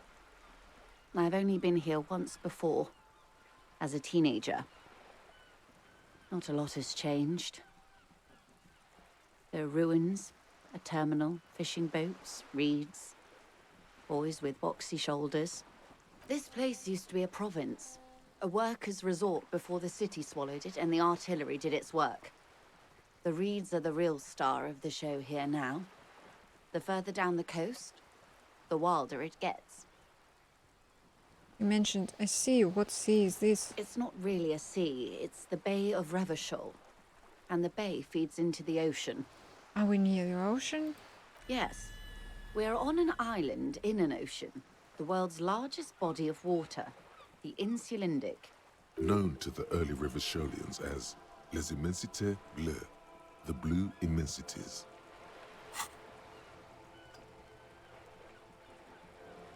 Okay, we're done with the thoughts. Can I? Oh, I can work on another thought.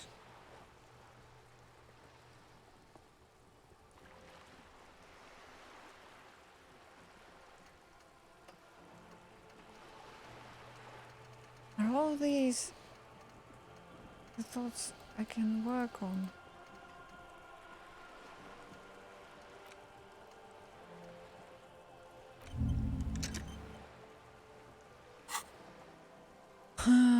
Vast, lukewarm and unknowable, flowing in and out of sight.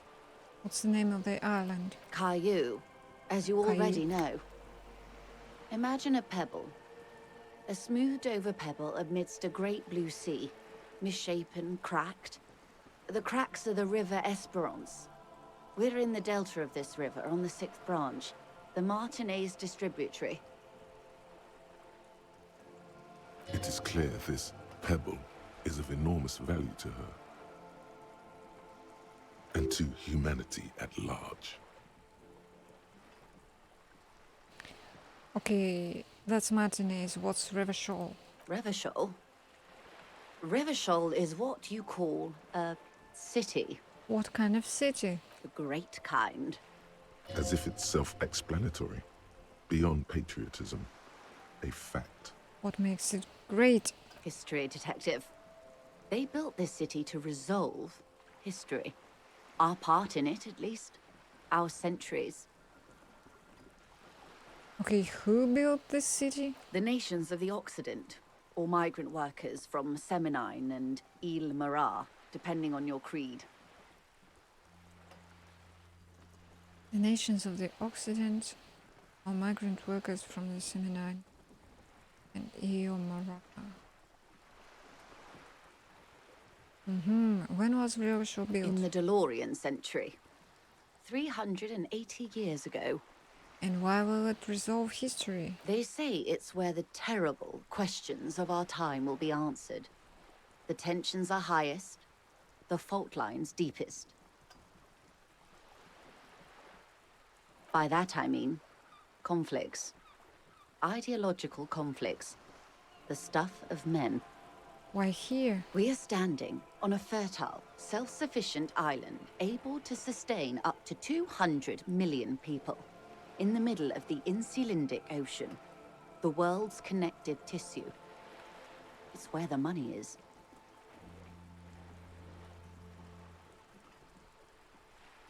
So we're in an unimportant part of an important place.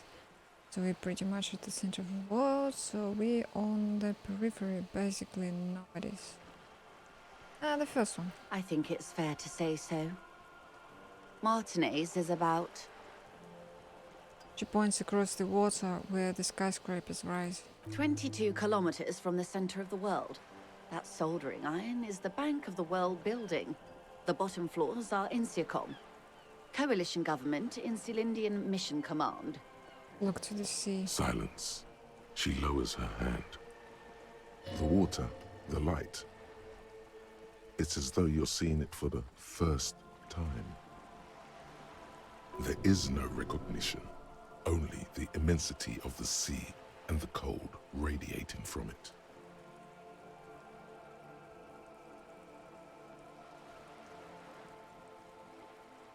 I don't know any of this. We are where we are. I have no truer answer to give, unfortunately.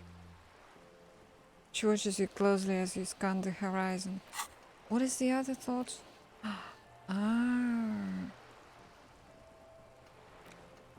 Je me veux, the realization.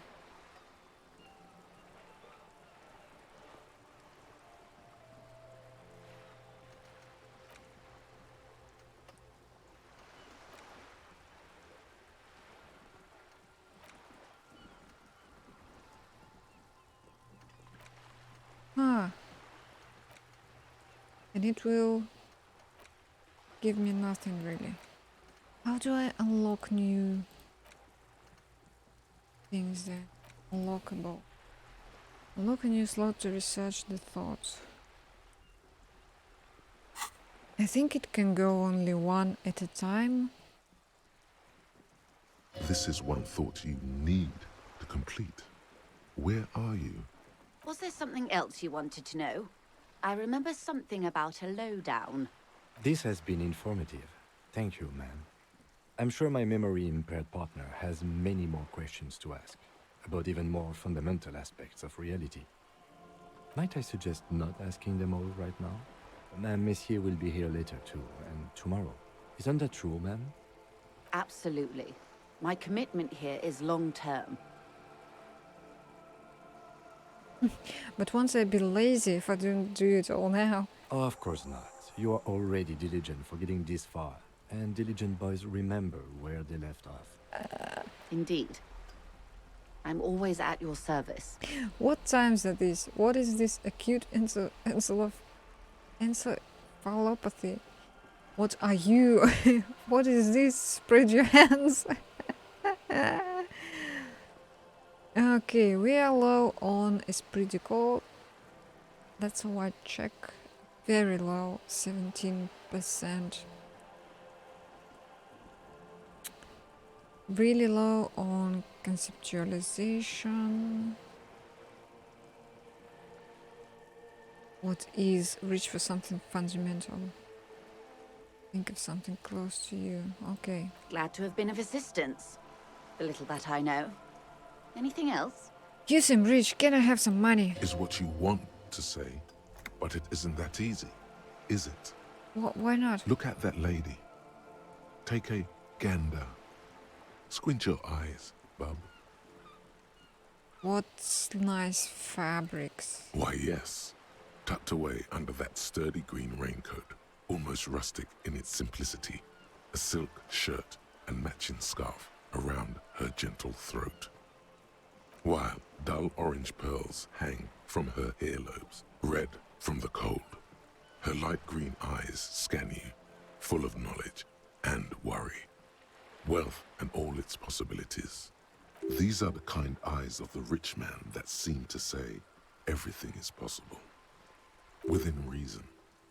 Yeah, so? Now look at you, you misery-clad simian, barely able to tie your own laces. Your armpits are lakes. A scythe of booze precedes you. Your hair sticks to your forehead, and your underwear feels uncomfortable. You're poor. Poor as balls. You can't ask this person for money. two. Screenshot. Oh wait.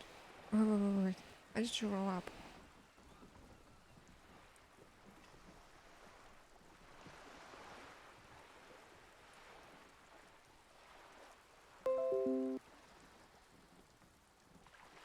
You're too ashamed?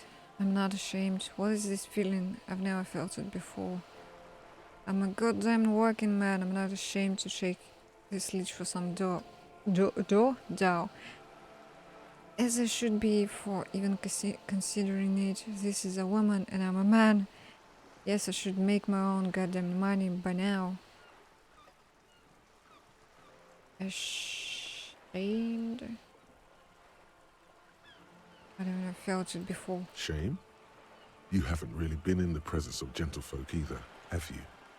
What shame is there to be felt in front of these dock workers, cops, and hotel clerks? But to belittle yourself in these eyes of Odinil?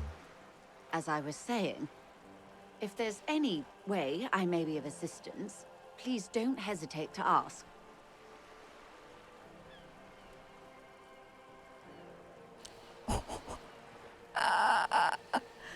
Evolution medium 11 and a high chance. Mazovian socioeconomics approve, heard of billions. Said, can I have some money? Let's go. Voila, you're doing it. You seem rich, can I have some money? Can I have some money, ma'am? Help me, I'm poor, I need money to keep living. Well, I would like to be polite. Of course. How much do you need? Oh shit. She's surprisingly nonchalant about this. Could it be that she somehow knows more about your predicament than she's letting on? Wow. I need a billion real. I need 10,000.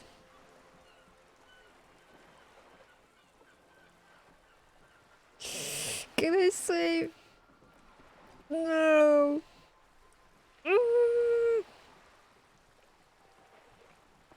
I need a billion. Give me a billion. Well, we do need 130. But a little more. Oh, this is a lot.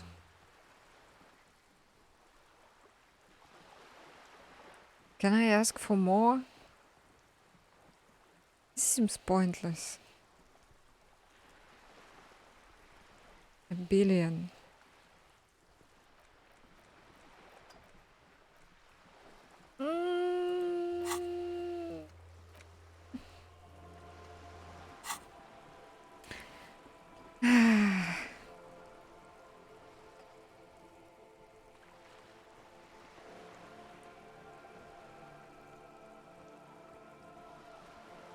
What do I ask for?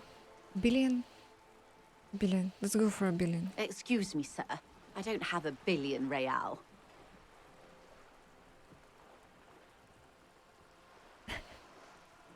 Well, I thought you said you had like 20 billion or something. That was the annual revenue of the entire Wild Pines group. Not my personal fortune. Try again, dear. A little lower this time. But I wouldn't be able to return 10,000.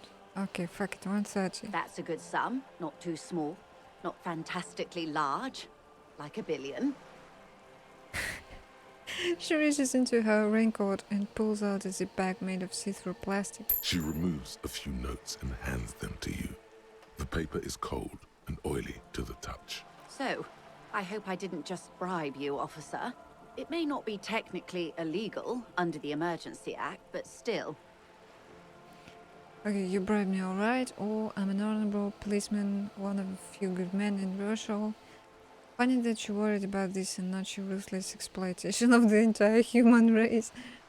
I'm still getting my head around this whole money concept. You were just helping me out. I want to talk about something else. Ooh, funny that you're worried. That you're? That's a typo.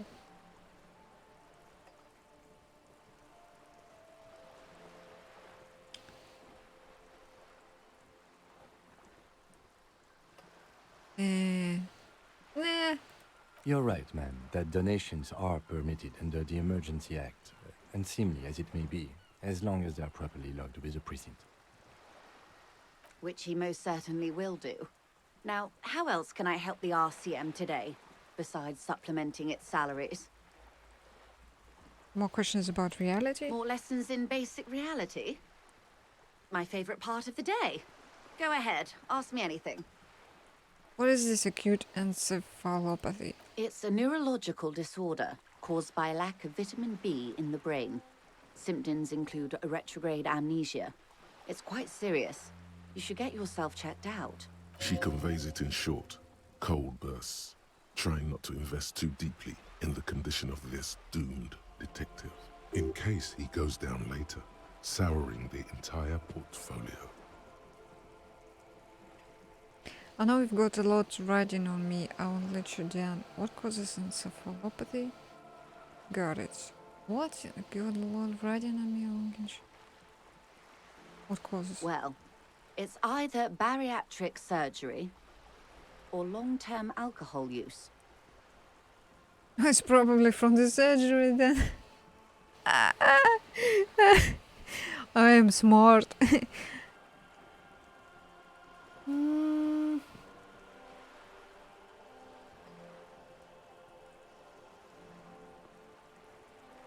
That seems unlikely. Yes, and perform autoerotic asphyxiation on yourself with your funny necktie, out in the open somewhere.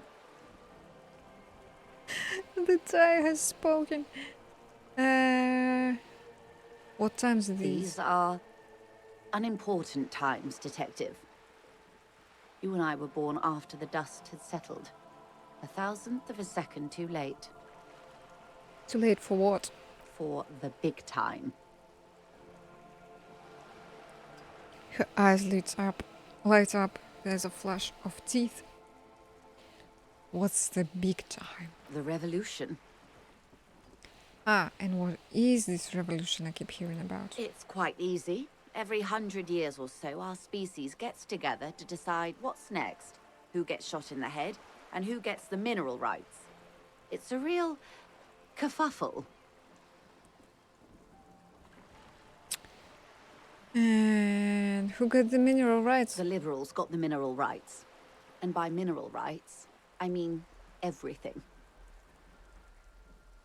Okay, and by liberals you mean? Liberals are usually middle-class people, Detective. Or the remaining gentry. The beneficiaries of the pre-revolutionary arrangement. Some were rich enough to stay with the Constitution, with monarchy. Big mistake. Others bet on the revolution. They were called the ultras, or ultra-liberals. They fared well. How did the liberals win it all? They didn't win so much as survive. We were the last ones standing when the war ended. Everyone else got shot in the head, remember? We. She's one of them. Of course. If everyone got shot, who was there to surrender to? To foreign intervention. The coalition. Those people really took the mineral rights. Wait, you just said the liberals already took everything. The liberals took everything that wasn't nailed to the ground. The coalition took the ground. The ocean, the laws, and the people. And who are they? The coalition of nations. Grad, Mesk, Vesper, Messina, Oranje, and Sur-le-Clay. The armed center of the world. They landed here and ended the revolution. It was the moralist thing to do. There is bitterness in her voice, tempered with understanding. She is critical, but ultimately understands the cause. Moralist. The moralists believe in keeping everything exactly the way it is. They believe in mineral rights, and not shooting people in the head. I see. At least not in the same manner and volume as the others do. They are the long-standing provisional rulers of Revachol now, the coalition government. This is their zone of control. They embolden the RCM with crumbs of the same law they took. Technically speaking, you are a moralist. It is not the same manner as a long-standing position of rules for racial coalition government. The important ASMM with crumbs of the same law they took. Technically, The color I'm... of moralism is blue. The official motto of Moral Intern, or Moralist International, is a blue forget-me-not, a piece of grey sky. Unofficial. For a moment, there was hope. I don't think I am a moralist, ma'am. Not just technically, practically. For a moment, there was hope. If always picking the option that doesn't commit to anything, then hell yes I am. And also not. I don't think I am. Of course. Not easy to be moderate about head shooting in your line of work. Good shot in the head. Those would be the communists. Generally speaking, 40 million people got shot in the head during the World Revolution. But the communists, they all got shot in the head. Oof. Oh, and the anarchists too. They shot them well. So well, one forgets they even existed. Did the communists and the anarchists shoot back? Did they ever? Before they got shot themselves, they shot 2 million people. It sounds like they should have shot more people in the head than... truly a kerfuffle. Yeah, it was a kerfuffle, all right. Yes, the Insulindian deluge, they call it.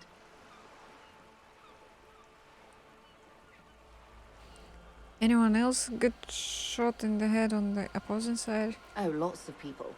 Even the king got shot in the head, or thrown beneath a horse, or drowned. Accounts differ. It was unceremonious. Just as well, he wasn't actually the king. Just the king's nephew.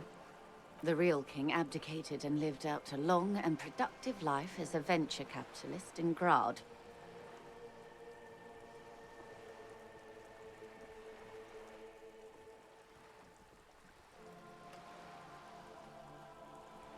Smart king, cowardly king, I love that king.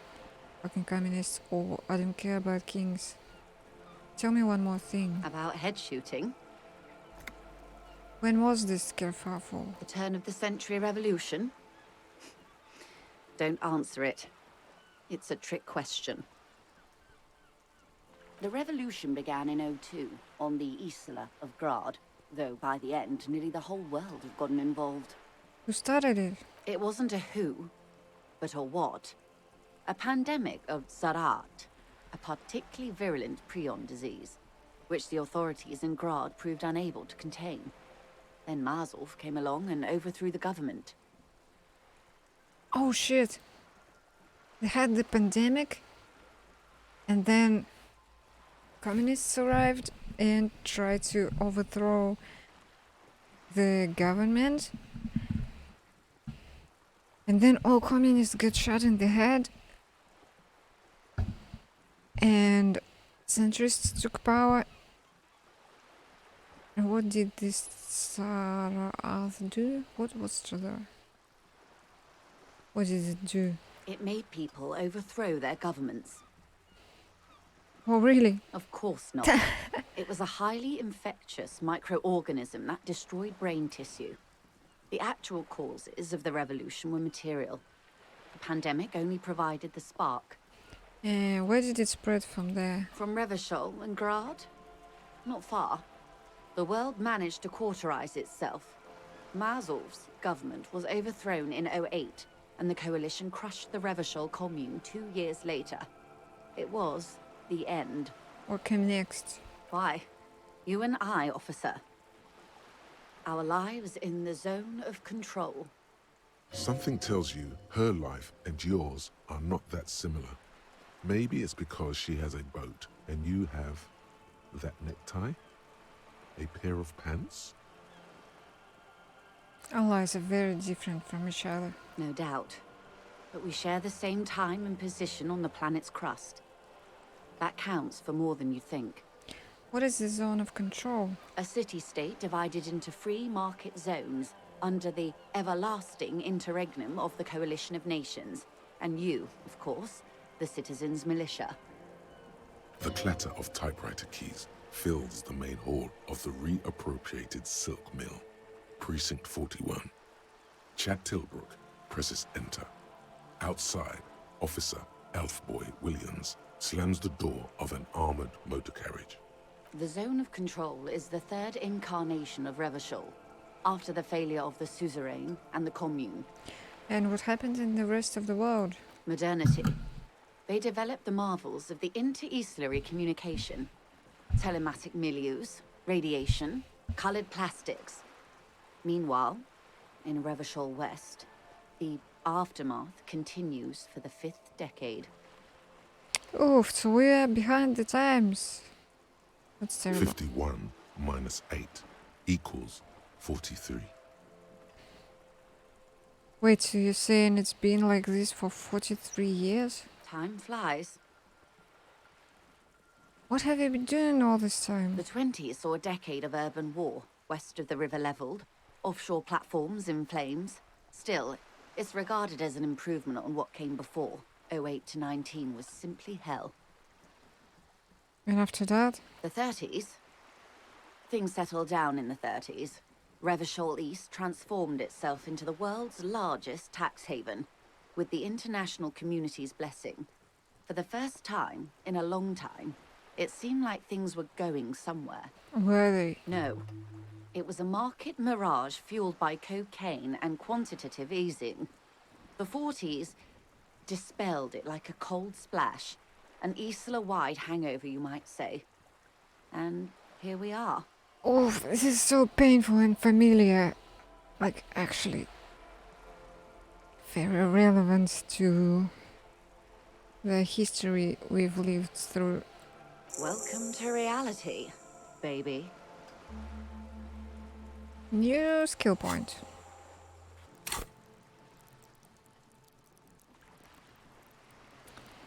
Where can I put the skill point?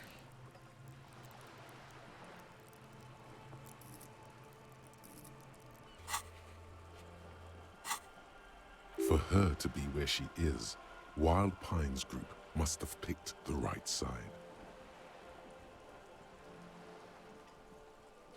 Which side was Wild Pines Group on? They picked the winning side. That's why they're here, and others are not.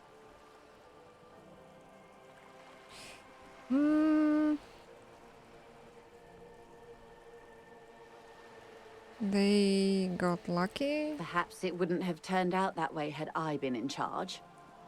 I might have bet on the king and led the Pines to doom. You would have sided with the king. I would have sided with the cannons. If you'd seen the calibers of the things, you might have too. Perhaps it's better I was born when I was. 10 of the 14 Indo tribes got it wrong. Feld, Kupri, Tricentennial. So I suppose I would have been in good company. What would you have done differently? Good question. What would you have done differently?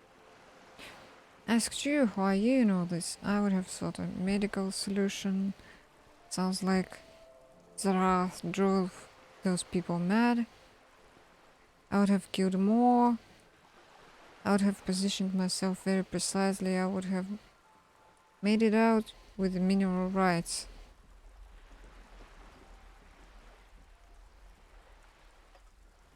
Second one? So a quarter of humanity simply lost their minds.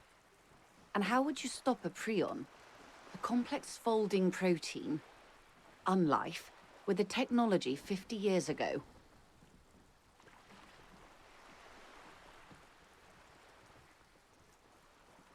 With some hygiene, modest social care, and perhaps a little research program.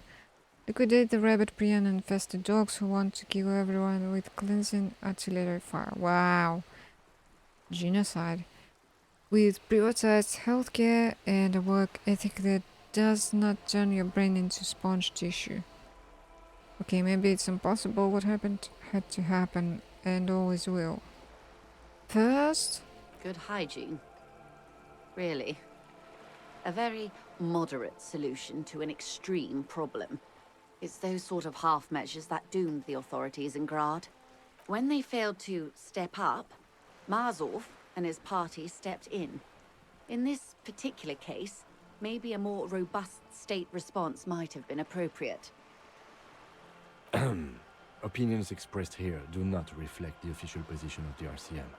And what is your official position, Lieutenant? My position, ma'am? My parents got ripped to shreds in the revolution. I would have gone the same way. I was saved by being 2 years old. That's my position. The abattoir. Understandable. That's enough, but it's actually... Good question. Ask you, who are you and all this? And I asked you, past-less detective of the Citizens Militia, what insight has acute encephalopathy given to you? And you would have died, most likely. Not far from here. Maybe even right here, during the beachhead, defending the coast the day the Coalition took the city. No way, I would have fought with the Commandant. Then you would have died fighting against them. Long before the beachhead. Our time is a shadow cast by that day. Okay, that's enough about They the are times. what they are. Who knows? An afterbloom may yet come. Anyway, enough sentimentality. Is there anything else you want to know? Not so fast. Who is she in all this? Ask her who she is. She owes you an answer. I want to know what you are. She won't maneuver her way out of this one. What are you? I am the vilest of the vile. A traitor. A devourer of nations and infants. I am an ultra. She raises the corner of her mouth, smirking, revealing a canine. Excuse me, a draw across a liberal. Screenshot.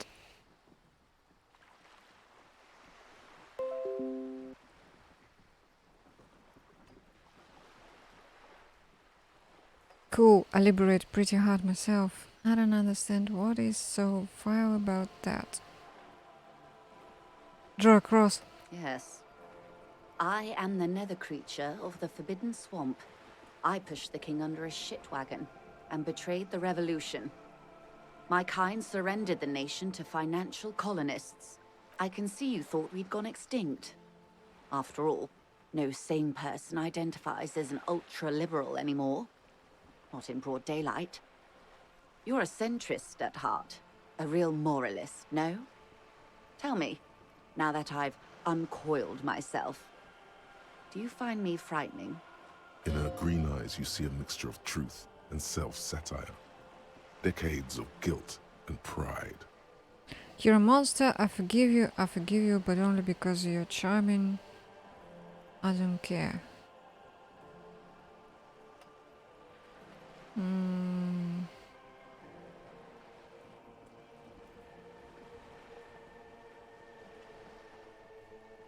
Oof, what do I say to her? She had betrayed the king and betrayed the revolution. And surrendered the nation to financial colonists. I would say she is the monster. Definitely. That's a pity. I hope we can remain collegial despite it. Remember, we were partners, whether you like to admit it or not. There's blood on many hands, I assure you. When the dust settled, the liberals were the only ones left to clean up the mess. By virtue of their survival, they were handed enormous power to shape the future. This was all our last generation managed. Would you have done something differently? With due respect to our overlords, the eternal caretaker government that keeps Martinaise a monument to the efficacy of its artillery, I would not have relinquished sovereignty to the Coalition. Not here in Martinaise, and not in the Stella Maris or Delta Beachheads either. if not for my own sake. She realizes her small, cold fists are clenched. She loosens them.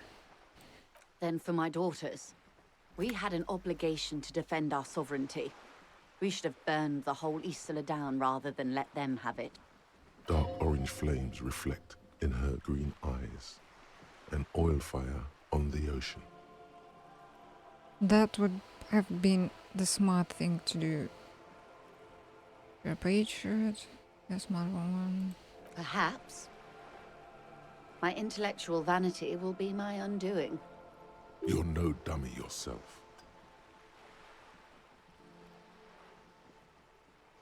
No, or intellectual vanity will be my undoing. So am I. What? What are these responses? So am I. So am I what? You're not dummy yourself? So am I? No. Or intellectual vanity will be my undoing. This is an internal thought. And the crown on your head as you lay in the casket. You have daughters? Yes. Whatever else I am, I'm also a mother and a wife. Now, shall we return to reality? What is this? All of this? A bird? A sphenicid? A flightless bird of the polar regions? Am I really that awkward? Of course you're not, my dear. I'm just terrible at guessing games. I meant, what is this place here? Ah. This is the pier of Rue de Saint-Ghislaine, 33A, where the tenants have been kind enough to rent me a slot. Or two. And what is Rue de Saint-Ghislaine? A pre-revolutionary tenement. Old buildings are called tenements, you see. And new buildings, bâtiments. After les bâtiments nouveaux. But 33A and 33B are not nouveaux. They're old. This one used to be 8 to 10 stories tall. A real high-rise by the standards of the last century. Built to mirror the skyscrapers across the bay in the Delta. That was before the war, of course. Who lived in them? Mostly the urban middle class, I believe. This was once primo real estate, before the cannons lopped 4 or 5 stories off. Splat, splat.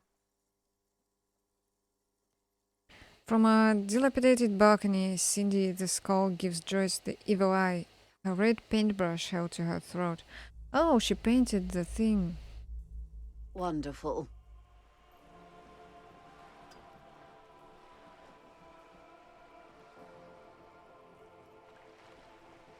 What is that? The girl in the old lady rags.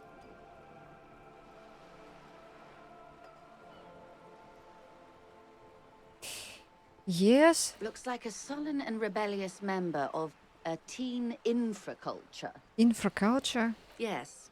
You and I belong to the supraculture. We're common, the herd. The music on the radio, the food in the chain restaurant, those are all too popular for the girl in the old lady rags. She prefers a fantasy world, an infraculture with its own dress code and vernacular. It is an illusion, I'm afraid. There is no refuge from the supraculture. I understand everything. Make it more complicated somehow. I can't. That's how simple it is. One may dye their hair green and wear their grandma's coat, all they want. Capital has the ability to subsume all critiques into itself. Even those who would critique capital end up reinforcing it instead. All right. What next? Suddenly, you're not so sure you're part of the supraculture. I think I may be a part of an infraculture. And what would that be? Disco? I can see that, yes. I dabbled in those dark arts myself, not so long ago. I assure you, it was a thoroughly supracultural phenomenon. All permeating. Downright mandatory. Nothing infra about disco, baby. Your disco? Those days are long behind me. And even in the early 30s, I would say I was more of a new girl. Disco was a minor, but still enjoyable facet of the whole thing for me. The new? The new. A cultural era. And the name of the decade it ravished, the 30s. It came out of post-revolutionary Revachol. It was ultra-liberal. It involved lots of partying, as you might imagine, and champagne-colored everything. By the looks of it, that would have been when you came of age. Now. Sounds fun. I can't remember a single thing. Champagne, that doesn't sound like anything I'd be into. I'm straight edge. Got it, let's take it back to reality central for the next one. Can't remember. Wasn't it Guillaume Le Million who said, if you can remember the new, you weren't there? For some reason, your mind is a veritable repository of Guillaume Le Million lyrics, trivia, and B-sides. But the time to explore this is when you're alone, facing a mirror perhaps. Right now, it would derail the reality lowdown. Alright, we are actually done with the reality lowdown. Glad to have been of assistance. Of course, detective. Take... What? Mazovian Socioeconomics. 0.000% of communism has been built. Evil, child-murdering billionaires still rule the world with a shit-eating grin. All he has managed to do is make himself sad. He is starting to suspect Krasmazov fucked him over, personally, with his socio-economic theory. It has, however, made him into a very smart boy with something like a university degree in truth. Instead of building communism, he now builds a precise model of this grotesque, duplicitous world. Ooh. Different dialogue options give +4 XP. -1 visual calculus and -1 authority.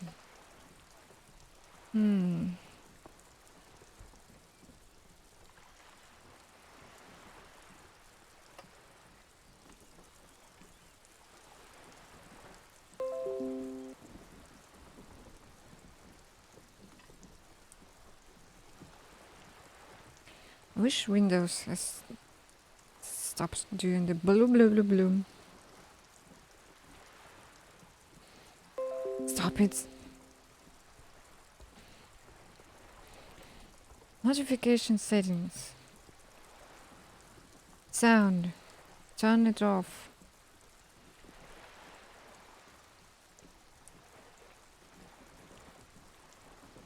Accept. Oh, I can forget it.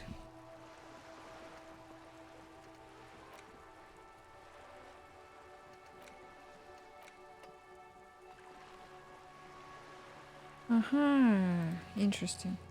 Unlock. Spend 1 skill point to unlock new slot. Do I have a skill point?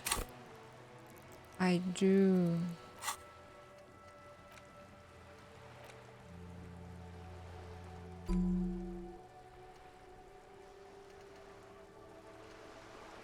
Internalize.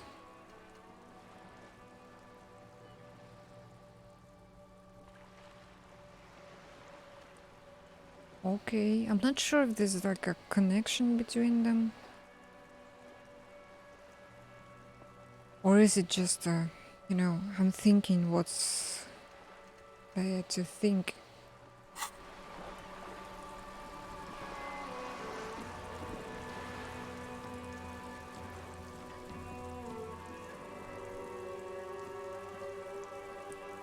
Hello again, officers. Have you come to admire my mural? Yeah, where is the mural? A sturdy metal door guards the southwest entrance to the apartment building.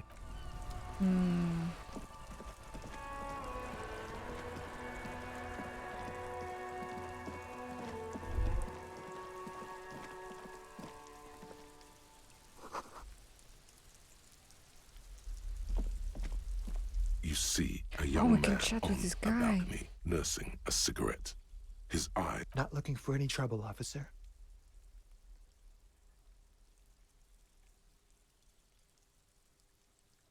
Why are you whispering? Sounds like you're already in trouble. No trouble for me, I just want to know what's going on here. So late young man, trouble's found you. Ah, the first one. There's no trouble. I'm just speaking in a lowered voice. I don't want to be seen talking to the gendarmerie, if that's okay. I just want to finish my cigarette. He's been here for such a long time, the whole day. Don't let him go. This could be your witness.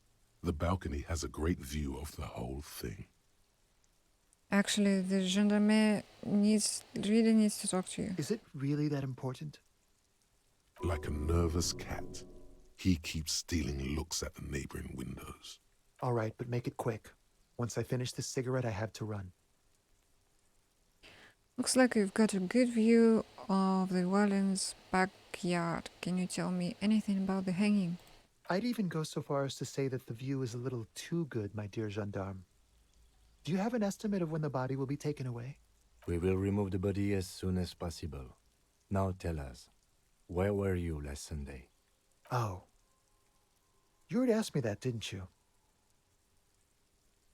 Wait, is someone else investigating the lynching? He forgot. Did you? No, not you two. Some more muscular type. Oh. And when did you speak to this more muscular gentleman? The lieutenant takes out his little blue notebook and writes something down. Last week?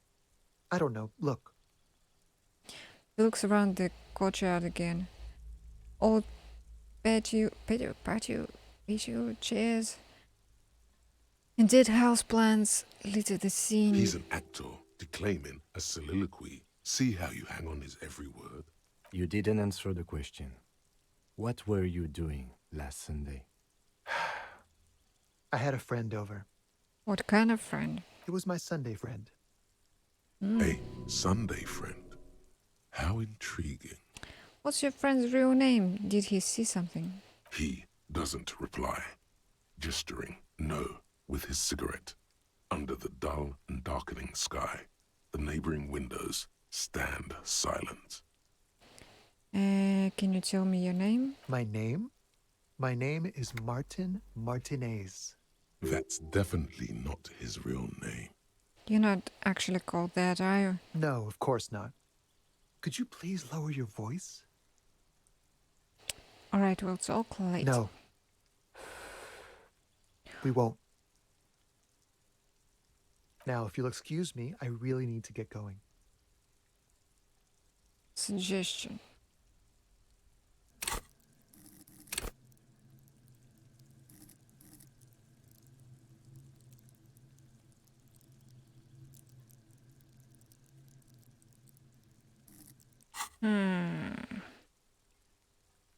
Try. Time to bring out your secret charm. Tears and begging. Show him your emotional side. Throw yourself before his very feet like a dog. What do you want from me? Do you want me to cry? Please don't go. I'll stop drinking. I'll take the trash out. Just please don't leave. Trash? Please don't go. I'll even stop smoking inside. Listen, I really have to go. With a flick of his wrist, he sends the extinguished cigarette sailing over the rail. Good luck with the investigation. Oh.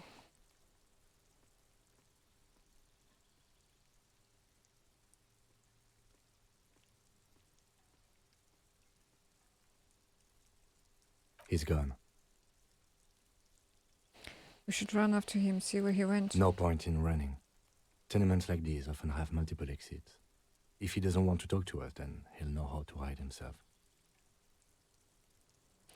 So we just give up? He could be a witness. Him or his Sunday friend. Either way, we need to look into that muscular type who's asking about our case. There has to be a way of getting inside the building. Let's go check out the door near the pier again. Once we found a way in, we can ask around for his apartment.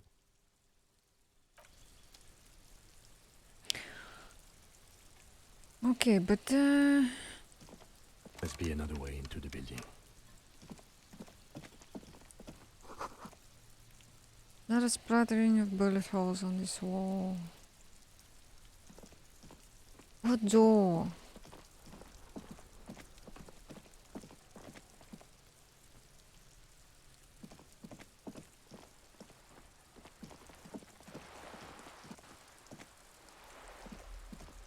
This door?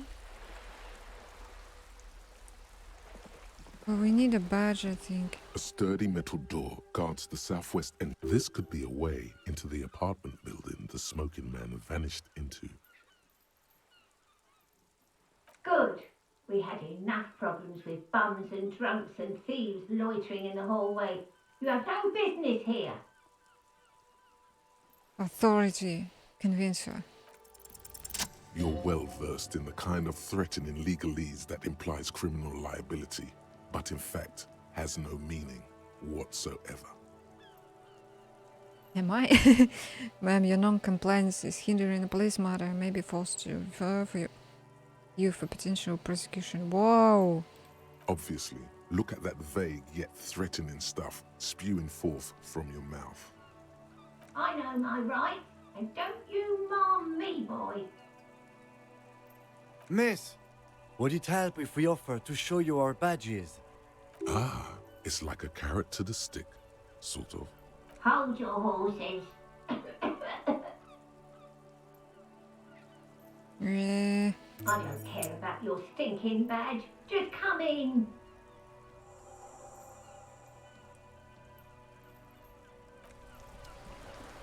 Yay! Oh, that's a whole area.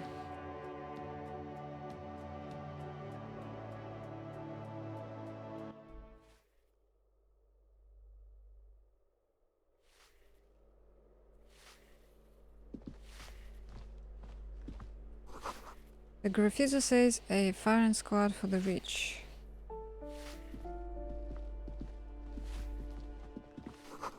A note reads, foreclosed by Martinez Realty Associates. Alright. Give me a moment. An elderly woman is leaning on her broom. Her knuckles white as bone. She seems to be having difficulty breathing. The cold never does any good for my bronchitis. First time the policeman that asks you to open the door, I sure you don't want to see my badge. No. You were right, should I call a doctor? This won't take long, I only need a few questions. I'm fine. Fine. Don't you worry about me. You're still worried. It's very worrying. Now, what do you want from me, policeman? She's the cleaning lady. She knows the floor plan and the residence. I'm looking for a young male in his mid-20s, dark hair, skinny build, a smoker on the balcony. Yes, yes. I know who you mean. The scrawny boy who's always smoking like the devil, right?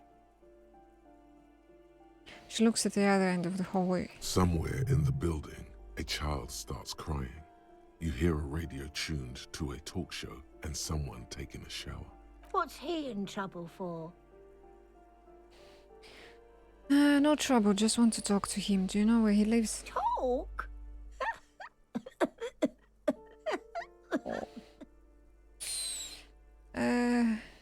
What was so funny about that?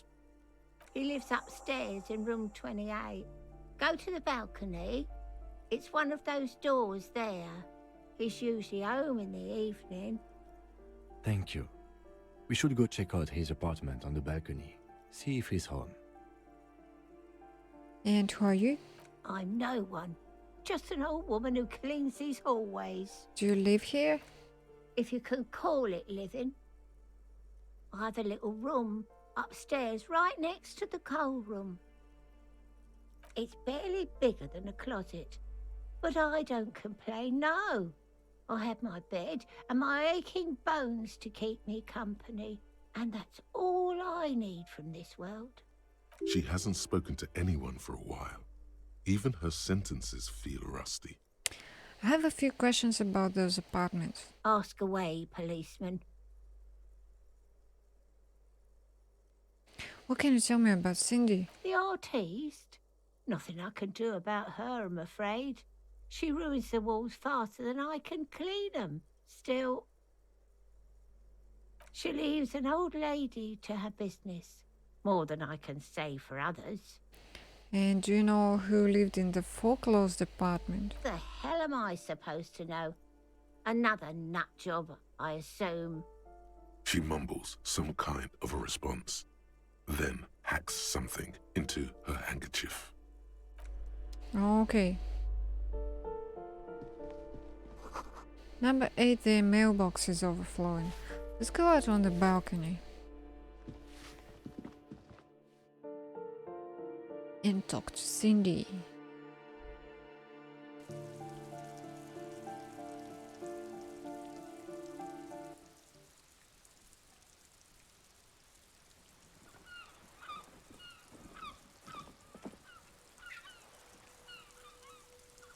Sup, Cindy?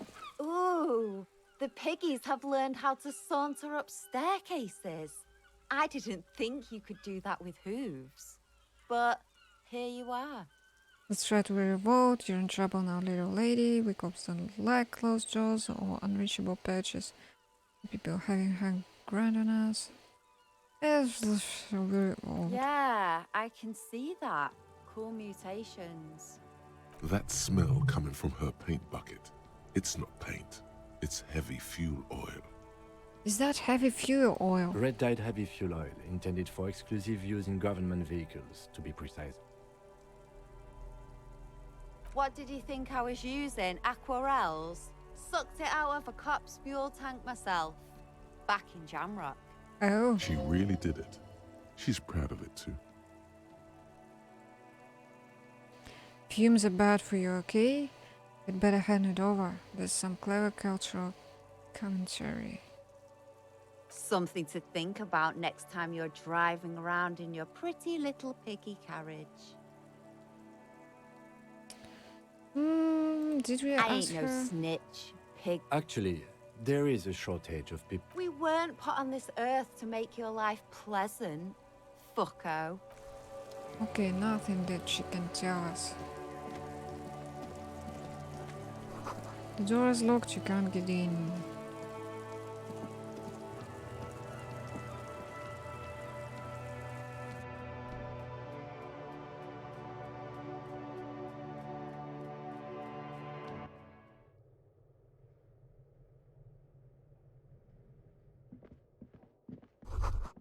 Someone's been sleeping here recently. Cindy? Enough cold to last for several winters. Smells of chemicals.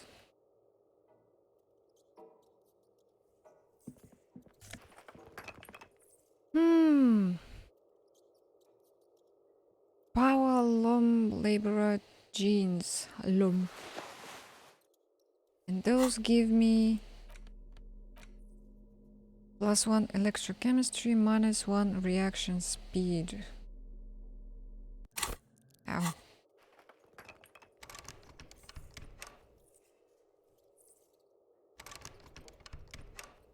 Is it locked?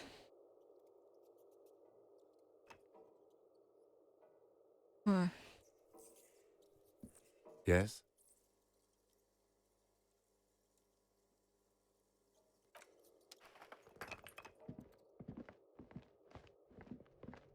I wish I could chat with Kim about what's around me.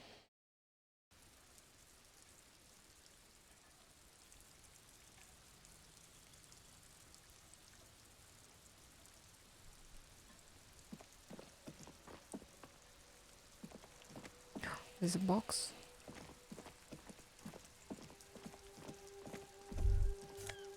Money! Above taps flap in the wind, forgotten hammers and nails rust.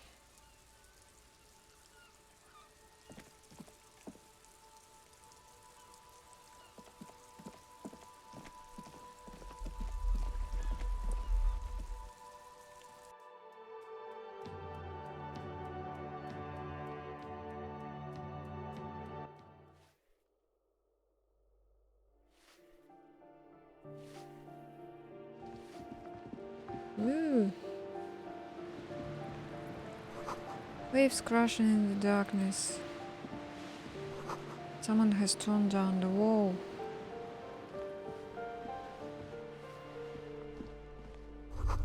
An old grocery list on the table and checks. What happened here?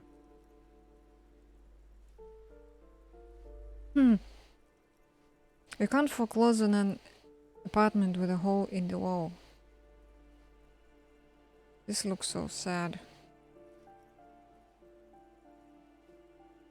It will still be accessible through the apartment next to it. That one didn't have a door. Sadly, nothing of great value remains here. There's always a little something in the fridge. Indeed.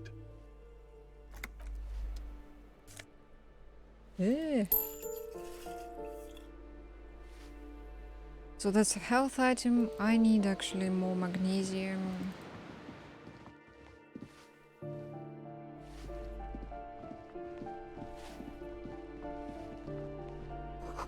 The door number 9.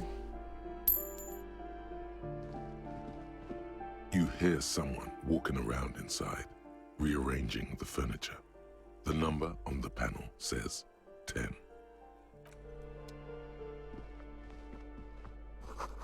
Someone has drawn a 5-pointed star on the wall. This door has been closed with a padlock. A chalk-drawn number on the board says number 11. Examine the padlock. It's a solid lump of metal, but the shackle is deeply corroded. A solid pair of chain cutters would make short work of it. Let's leave for now. Shoes?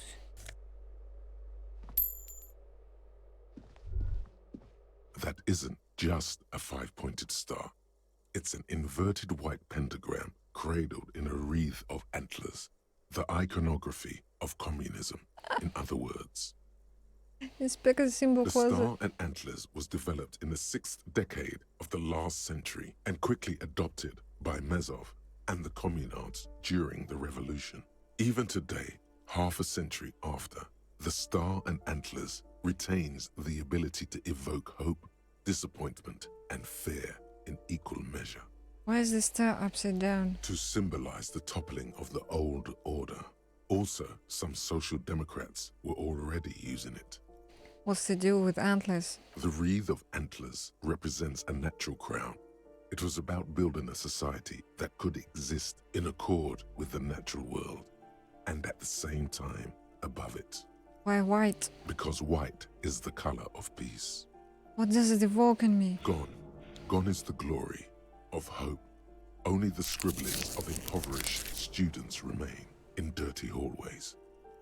You are the big communism builder now. It's you or no one.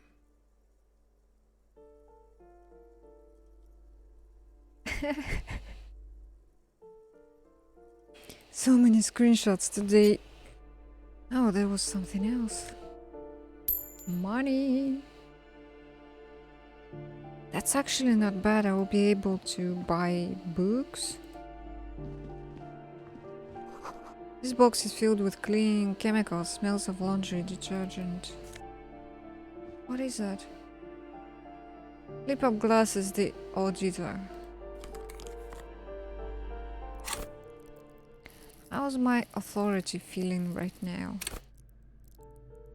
Not that great, so...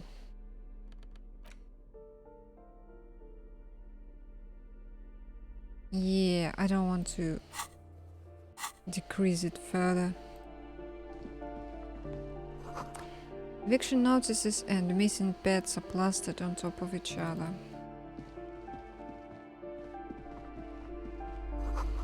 An old shoe rack, boot sneakers and old slippers. Apartment 12, a loud rumbling snore comes from within. That's another balcony, exit. Okay, I feel like this is a good place to stop for today. Because it's been 3 hours. And it's 7 PM. I'm feeling tired. Yeah, just like that. And let's save. Now continue with this next time.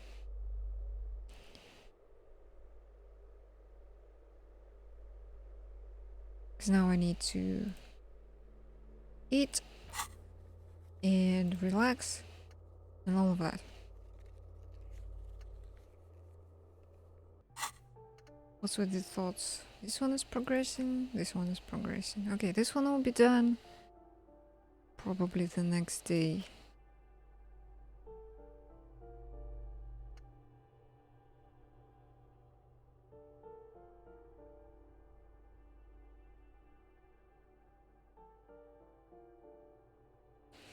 Alright, well.